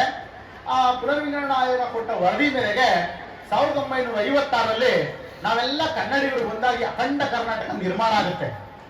ಆದ್ರೆ ಅವತ್ತಿಗೂ ಒಂದು ಕೊರಗಿತ್ತು, ಇವತ್ತಿಗೂ ಇದೆ. ಅದು ಏನಪ್ಪಾ ಅಂದ್ರೆ, ಕನ್ನಡ ಮಾತಾಡ್ತಕ್ಕಂಥ ಹಲವಾರು ಪ್ರದೇಶಗಳು ಇವತ್ತು ನಮ್ಗೆ ಬೇರೆ ಬೇರೆ ಕಡೆ ಸೇರ್ಕೊಂಡ್ಬಿಟ್ಟಿವೆ. ಈಗ ನೀವು ಕಾಸರಗೋಡು ಇರ್ಬೋದು, ಜಟ್ಟಿ ಇರ್ಬೋದು, ಸೊಲ್ಲಾಪುರ ಇರ್ಬೋದು, ಈ ಎಲ್ಲ ನೀಲಗಿರಿ ಇರ್ಬೋದು, ಈ ಎಲ್ಲ ಅಚ್ಚಕನ್ನಡದ ಪ್ರದೇಶಗಳು ಇವತ್ತು ನಾವು ಗಡಿನಾಡಲ್ಲಿ ಎಂತ ಸಮಸ್ಯೆ ಇದೆ ಅಂದ್ರೆ ಕನ್ನಡಿಗರು ಪಡಬಾರದು ಕಷ್ಟ, ಬರೀ ವಿದ್ಯಾಭ್ಯಾಸ ಪಡ್ಕೊಳ್ಳೋಕೆ ಅವ್ರು ಕಷ್ಟಪಡ್ತಿದ್ದಾರೆ. ಇವತ್ತು ಗಡಿನಾಡಲ್ಲ ಸಮಸ್ಯೆ ಇದೆ. ಇನ್ನೊಂದು, ಪ್ರಾಚೀನ ಕಾಲದಿಂದ ಇದ್ದಂತಹ ಕವಿಗಳು ತಮ್ಮ ಕಾವ್ಯಗಳನ್ನು ಉಲ್ಲೇಖ ಮಾಡಿದ್ದಂತಹ ಕರ್ನಾಟಕ ಅನ್ನೋ ಹೆಸರು ಬದಲಾಗಿ ಮೈಸೂರು ಸಾಮ್ರಾಜ್ಯ ಅಂತ, ಮೈಸೂರು ರಾಜ್ಯ ಅಂತ ಹೆಸರಿಟ್ಟಿದ್ದು ಕೆಲವು ಹೋರಾಟಗಾರರಿಗೆ ಸರಿ ಬರಲಿಲ್ಲ. ಕುವೆಂಪುರವರು ಅದನ್ನ ವಿರೋಧಿಸ್ತಾರೆ, ಕರ್ನಾಟಕ ಅನ್ನೋದೇ ಸಮಂಜಸ ಅಂತ. ಅವರು ಮೊದಲಿನಿಂದನೂ ತಮ್ಮ ಕಾವ್ಯಗಳಲ್ಲಿ ಕರ್ನಾಟಕ ಪದನೇ ಉಲ್ಲೇಖಿಸ್ಕೊಂಡು ಬಂದಿದ್ರು. ಅವರು 1924 ಬರೆದವರು ಜೈ ಭಾರತ ಜನನಿಯ ಧನುಜಾತೆ ಜಯ ಹೇ ಕರ್ನಾಟಕ ಮಾತೆ ಅಂತ. ಅದಕ್ಕೆ ಅವರು ಕರ್ನಾಟಕ ಅನ್ನೋ ಹೆಸರಿಗೆ ಆಗ್ರಹಿಸ್ತಾರೆ. ಕರ್ನಾಟಕ ಅನ್ನೋದು ಕೇವಲ ಒಂದು ಭೂಪ್ರದೇಶದ ಹೆಸರಲ್ಲ. ಕರ್ನಾಟಕವೆಂಬುದೇನು ಹೆಸರೇ ಮಣ್ಣಿಗೆ ಮಂತ್ರಕಣ, ಶಕ್ತಿಕಣ, ತಾಯಿ ಕಣ, ದೇವಿ ಕಣ, ಕಾವ ಕುಲುವ ಒಲವ ಬಲವ ಪಡೆದ ಚಲದ ಚಂಡಿಕಣ ಕರ್ನಾಟಕ ಅಂತ ಕರ್ನಾಟಕ ಸರ್ಕಾರನ ಆಗ್ರಹಿಸ್ತಾರೆ ಅವರು. ಹೀಗೆ ಅವರು ನಮ್ಮ ಏಕೀಕರಣದ ಹಿನ್ನೆಲೆಯಲ್ಲಿ ರಾಜ್ಯೋತ್ಸವ ಶ್ರೀಗೀತೆಯನ್ನ ಬರೆದ್ರು. ಬರಿಯ ಚದುರ ಮೈಲಿಗಳಂತೂ ಕರ್ನಾಟಕ ದೇಶ ವಿಸ್ತೀರ್ಣಮಂ, ನೆನೆ ಮನೋಮಯದ ಸಂಸ್ಕೃತಿಯ ಕೋಶ ವಿಸ್ತೀರ್ಣಮಂ ಅಂದ್ರೆ ಕರ್ನಾಟಕ ಅಂದ್ರೆ ಕೇವಲ ಒಂದು ಭೌಗೋಳಿಕ ಪ್ರದೇಶದ ಹೆಸರಲ್ಲ, ಅದು ಸಮಷ್ಟಿ ಕನ್ನಡಿಗರ ಸಮಷ್ಟಿ ಜೀವನವನ್ನು ಸೂಚಿಸ್ತಕ್ಕಂಥದ್ದು. ಆ ಹೆಸರನ್ನ ಇಡಬೇಕು ಅಂತ ಇನ್ನೂ ಹಲವಾರು ಮಹನೀಯರು ಸುಮಾರು 17 ವರ್ಷಗಳ ನಿರಂತರ ಹೋರಾಟದ ಫಲವಾಗಿ 1973ರಲ್ಲಿ ಕರ್ನಾಟಕಕ್ಕೆ ದೇವರಾಜ ಅರಸು ಮುಖ್ಯಮಂತ್ರಿಗಳಾಗಿದ್ದ ಕಾಲದಲ್ಲಿ ಕರ್ನಾಟಕ ಅನ್ನೋ ಹೆಸರನ್ನ ಪುನರ್ನಾಮಕರಣ ಮಾಡ್ತಾರೆ. ನಾನು ಈಗ ನನಗೆ ಕೊಟ್ಟಿರೋ ಸಮಯಕ್ಕಸ ಕಡಿಮೆ. ಕನ್ನಡಕ್ಕಾಗಿ ನಿಮ್ಮ ಕೊರಳೆತ್ತಿಯಲ್ಲಿ ಪಾಂಚಜನ್ಯ ಮೂಡುತ್ತದೆ. ನೀವು ಕನ್ನಡಕ್ಕಾಗಿ ಕಿರುಬೆರಳೆತ್ತಿದರೂ ಸಾಕು, ಕೇಳಿಸ್ಕೊಳ್ಳಿ, ನೀವು ಕನ್ನಡಕ್ಕಾಗಿ ಕಿರುಬೆರಳೆತ್ತಿದರೂ ಸಾಕು, ಅದೇ ಗೋವರ್ಧನಗಿರಿ ಆಗುತ್ತದೆ. ಅಂದ್ರೆ ಕಿಂಚಿತ್ತಾದ್ರು ಈ ರೀತಿಯ ಕಾರ್ಯಕ್ರಮಗಳ ಮೂಲಕ ಎಲ್ಲಾ ಸಂಘಟನೆಗಳು ಎಲ್ಲ ಬೆಂಗಳು ಮಾಡಿ ಈ ರೀತಿಯ ಕಾರ್ಯಕ್ರಮಗಳ ಮೂಲಕ ಅವಾಗ ಕನ್ನಡಿಗರನ್ನ ಜಾಗೃತಗೊಳಿಸ್ತಕ್ಕಂಥ ಕೆಲಸವನ್ನ ಮಾಡಬೇಕು. ಅದಕ್ಕೆ ಕನ್ನಡಕ್ಕಾಗಿ ನಾವು ಕಿರುಬೆರಳೆತ್ತಿದ್ರು ಅದೇ ಗೋವರ್ಧನಗಿರಿ ಆಗ್ತದೆ ಅಂತ ಅವಾಗಲೇ ಕುವೆಂಪು ಅವರು ನಮ್ಗೆ ಹೇಳಿದ್ರು. ನಾನು ಈ ಮಾತನ್ನ ಇಲ್ಲಿಗೆ ಮುಗಿಸ್ತೀನಿ, ಮುಂದುವರ್ತಾ ಹೋಗ್ತೇನೆ. ಮಾತಾಡೋರೆ ಮಾತಾಡ್ತಾರೆ.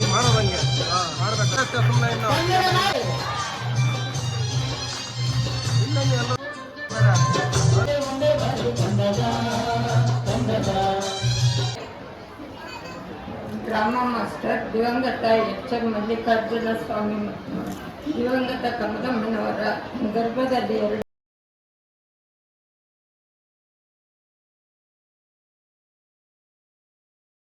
ಟೆಕ್ನಾಲಜಿ. ಇವರು ಜಯದೇವ ಹೃದ್ರೋಗ ವಿಜ್ಞಾನ ಸಂಶೋಧನಾ ಸಂಸ್ಥೆ ಬೆಂಗಳೂರಿನಲ್ಲಿ, ನಂತರ ಶ್ರೀ ಜಯದೇವ ಹೃದ್ರೋಗ ವಿಜ್ಞಾನ ಸಂಶೋಧನಾ ಸಂಸ್ಥೆಯಲ್ಲಿ ಜೂನಿಯರ್ ತಂತ್ರಜ್ಞರಾಗಿ ಕಾರ್ಯನಿರ್ವಹಿಸಿದ ಇವರು 2006ರಲ್ಲಿ ಸೇರ್ಪಡೆಯಾಗಿ 2019ರಲ್ಲಿ ಸೀನಿಯರ್ ತಂತ್ರಜ್ಞರಾಗಿ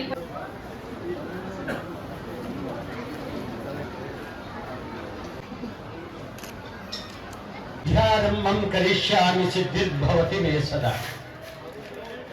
ಕಲಾ ಸರಸ್ವತಿಯನ್ನ ಯಾರು ಆರಾಧಿಸುತ್ತಾರೋ, ಯಾರು ಆ ತಾಯಿಯನ್ನು ಭಕ್ತಿಯಿಂದ ಭಜಿಸುತ್ತಾರೋ ಅವರೆಲ್ಲರಿಗೂ ಕಲಾ ಸರಸ್ವತಿ ಒಲಿದು ಅವರಿಗೆ ಒಳ್ಳೆಯ ಸ್ಥಾನವನ್ನ ಆ ತಾಯಿ ಕರುಣಿಸುತ್ತಾಳೆ ಎಂಬುದಕ್ಕೆ ನಾನೇ ಸಾಕ್ಷಿ.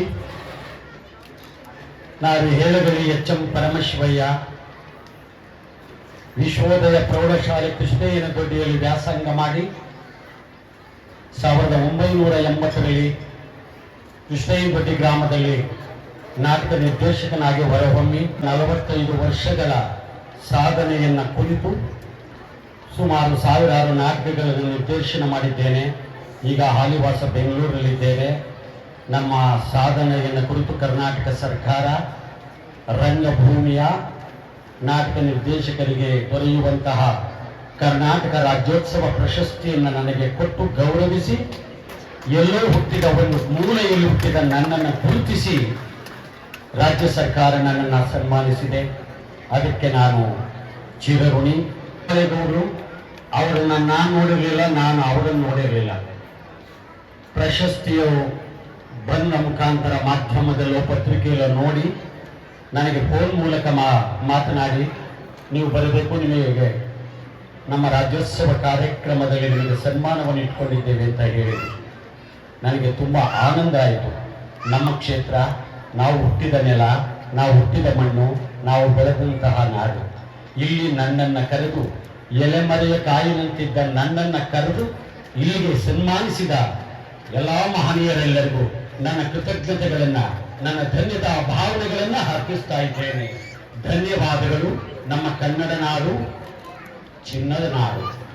ಕನ್ನಡದ ಕಲೆಯನ್ನ ಕಂಡು ಕೆಲೆ ನಗುವ ಕನ್ನಡದ ಕಣ್ಮಣಿಗಳೇ, ನಟನ ಎಂಬ ನರ್ತನ ಬಿಟ್ಟು, ಗಾನವೆಂಬ ಗೆಜ್ಜೆ ಕಟ್ಟಿ, ಕುಣಿತವೆಂಬ ಕುಂಕುಮ ಬಿಟ್ಟು, ರಾಗವೆಂಬ ರಸಿಕ ಮಂದಿರದಲ್ಲಿ ಕೈ ಬೀಸಿ ಕರೆಯುತ್ತಿದ್ದಾಳೆ ನಮ್ಮ ಕನ್ನಡ ಮಕ್ಕಳನ್ನ ಕಲಾದೇವಿ. ಅಂತಹ ಕಲಾದೇವಿಗೆ ನಾವೆಲ್ಲರೂ ಕೈ ಎತ್ತಿ ಜೈ ಎನ್ನೋಣ.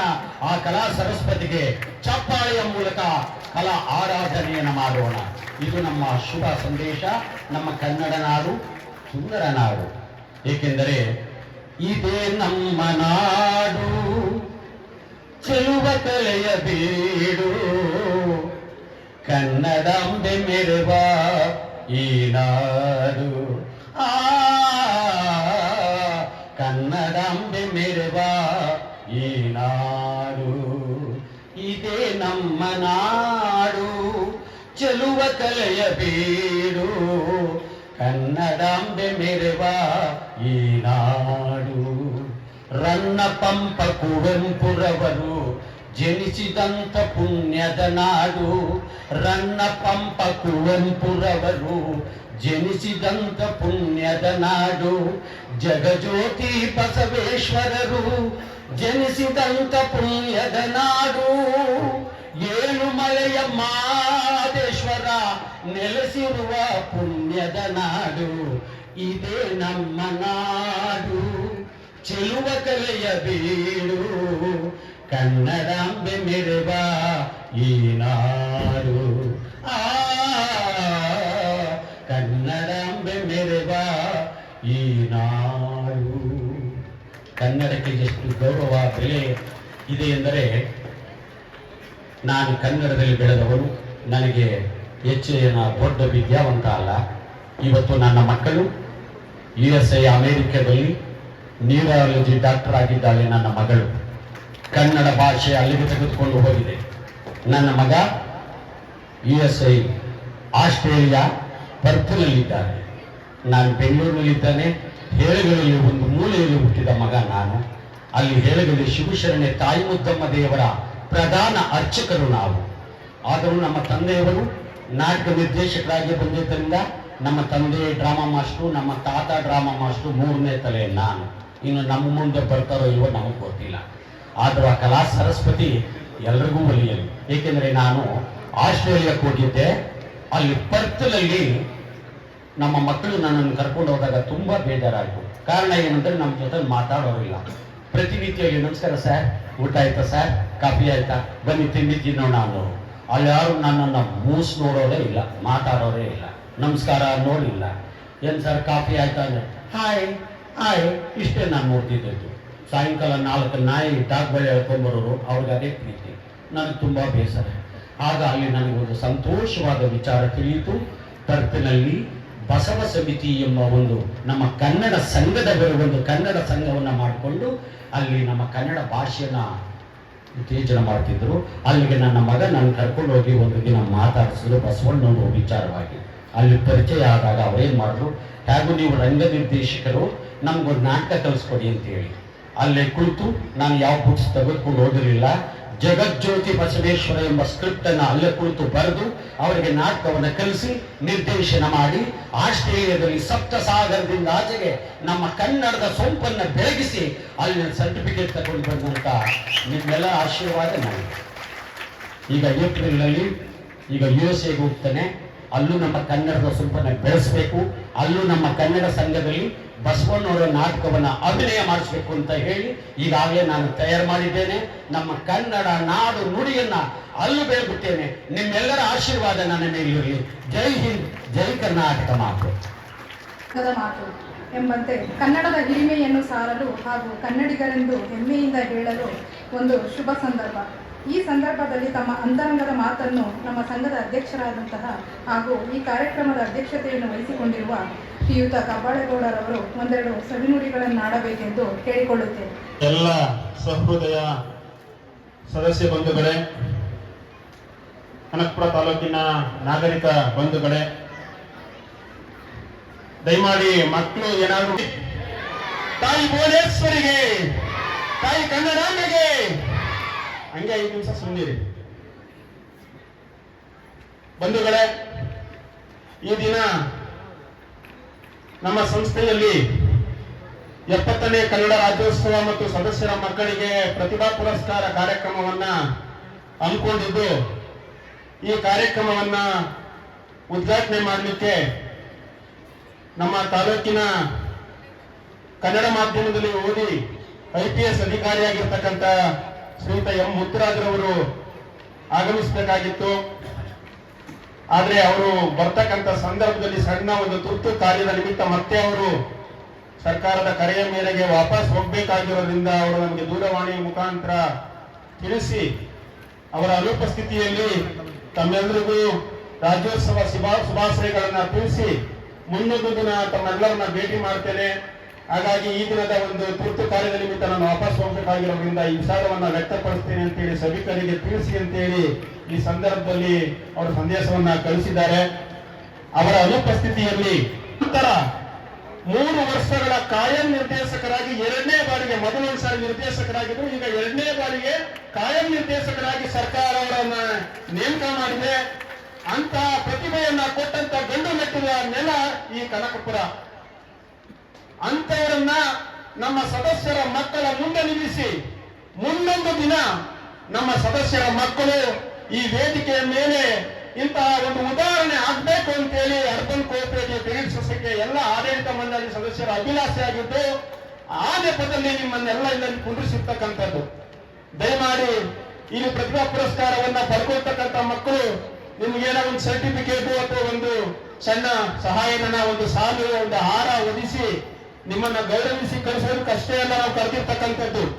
ನಿಮ್ಮಲ್ಲಿರ್ತಕ್ಕಂಥ ಪ್ರತಿಭೆಯನ್ನ ಈ ಸಂದರ್ಭದಲ್ಲಿ ಸರಿಯಾದ ರೀತಿ ಬಳಸಿಕೊಂಡು ನಮ್ಮ ಎಂ ಪರಮಶಿವನವರು ಹೇಳಿದ ಹಾಗೆ ಕನ್ನಡದ ಕುಲತಿಲಕ ರಂಗಕಲಾ ಭೂಮಿ ಇವತ್ತು ಗುರುತಿಸಿ ಸುಮಾರು ಈಗಾಗಲೇ ಹೇಳಿದಾಗ ಹೊರದೇಶಗಳಲ್ಲಿ ಹೋಗಿ ಅವರು ನಾಟಕವನ್ನ ಮಾಡಿದ್ದಾರೆ.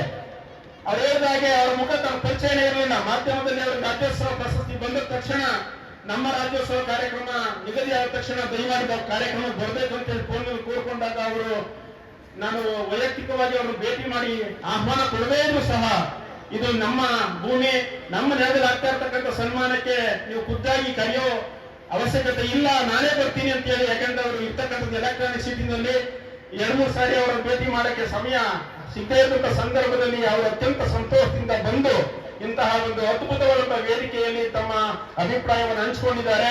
ಅಂತಹ ಒಬ್ಬ ಕಲಾಕಾರ ನಿಮ್ಮಲ್ಲಿ ಹುಟ್ಟಿ ಬರಲಿ ಅಂತಕ್ಕಂಥದ್ದು ನಮ್ಮೆಲ್ಲರ ಅಭಿಲಾಷೆ.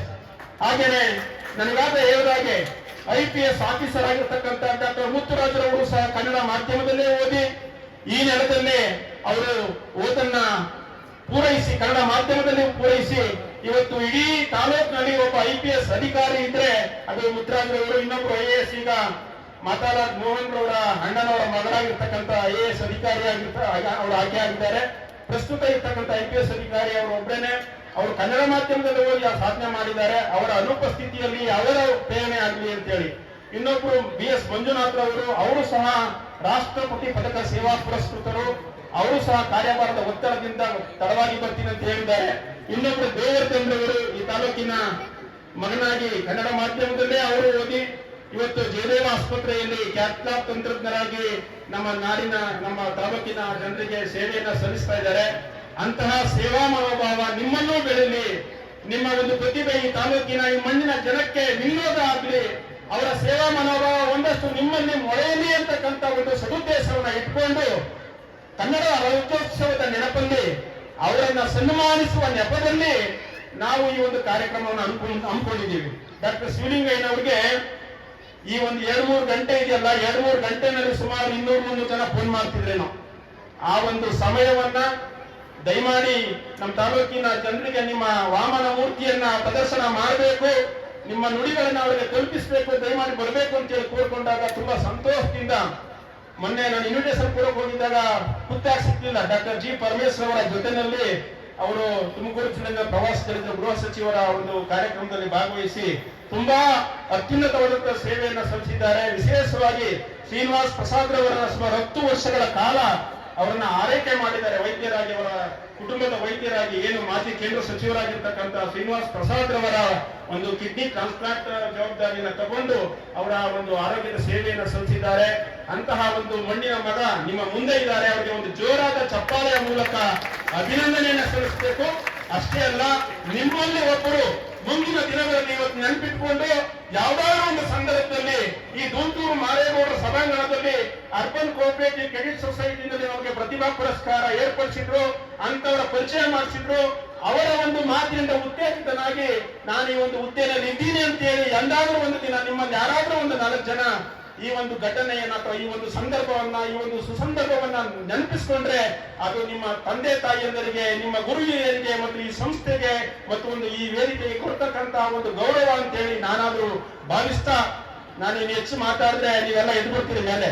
ಹಾಗಾಗಿ ನನ್ನ ಈ ಒಂದು ಕಾರ್ಯಕ್ರಮಕ್ಕೆ ಬಂದಂತ ಎಲ್ಲ ನಮ್ಮ ಆಡಳಿತ ಮಂಡಳಿ ಸದಸ್ಯರು ಮತ್ತು ಸನ್ಮಾನಿತರಿಗೆ ಆಡಳಿತ ಮಂಡಳಿಯ ಪರವಾಗಿ ವೈಯಕ್ತಿಕವಾಗಿ ತುಂಬ ಹೃದಯದ ಧನ್ಯವಾದಗಳನ್ನ ಸಲ್ಲಿಸ್ತಾ, ತುಂಬಾ ಸಾವಧಾನವಾಗಿ ಕುಳಿತು ತಾಳ್ಮೆಯಿಂದ ಇಷ್ಟೊತ್ತುವರೆಗೆ ತಾವು ಕಾರ್ಯಕ್ರಮವನ್ನ ಆಲಿಸಿದ್ದೀರಿ.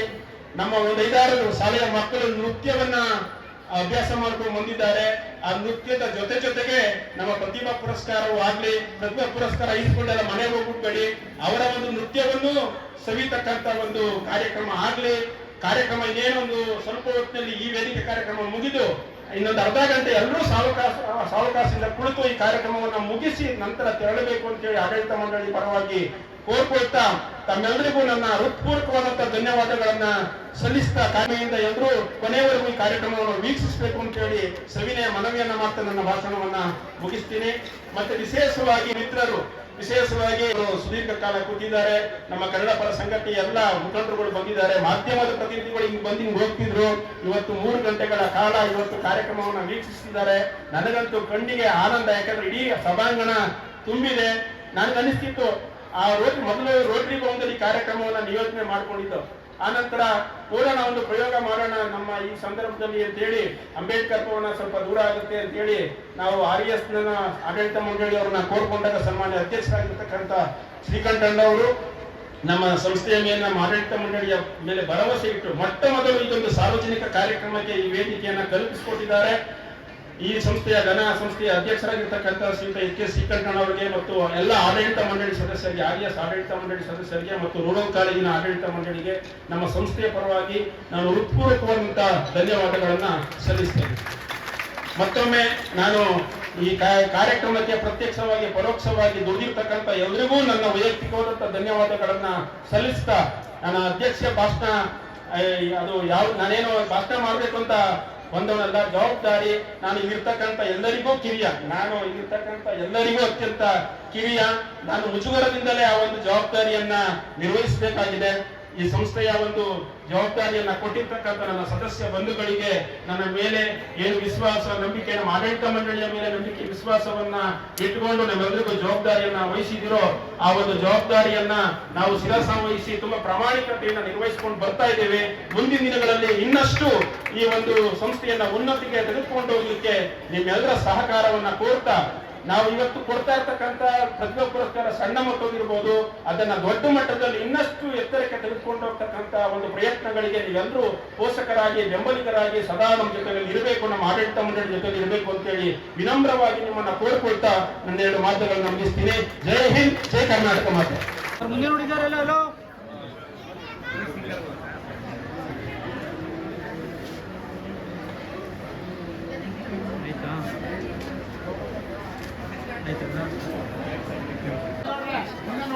ನೋಡಿ ಸರ್, ಕಾಯ್ತಾ ಇದ್ದೀನಿ ನೋಡಿ, ಅವ್ರು ಮಾತಾಡೋದು ಜಾಸ್ತಿ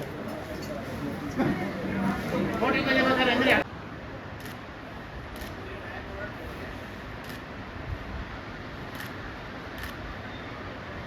ಆಯ್ತಾ ನಿಮಗೆ ಹುಡುಗರು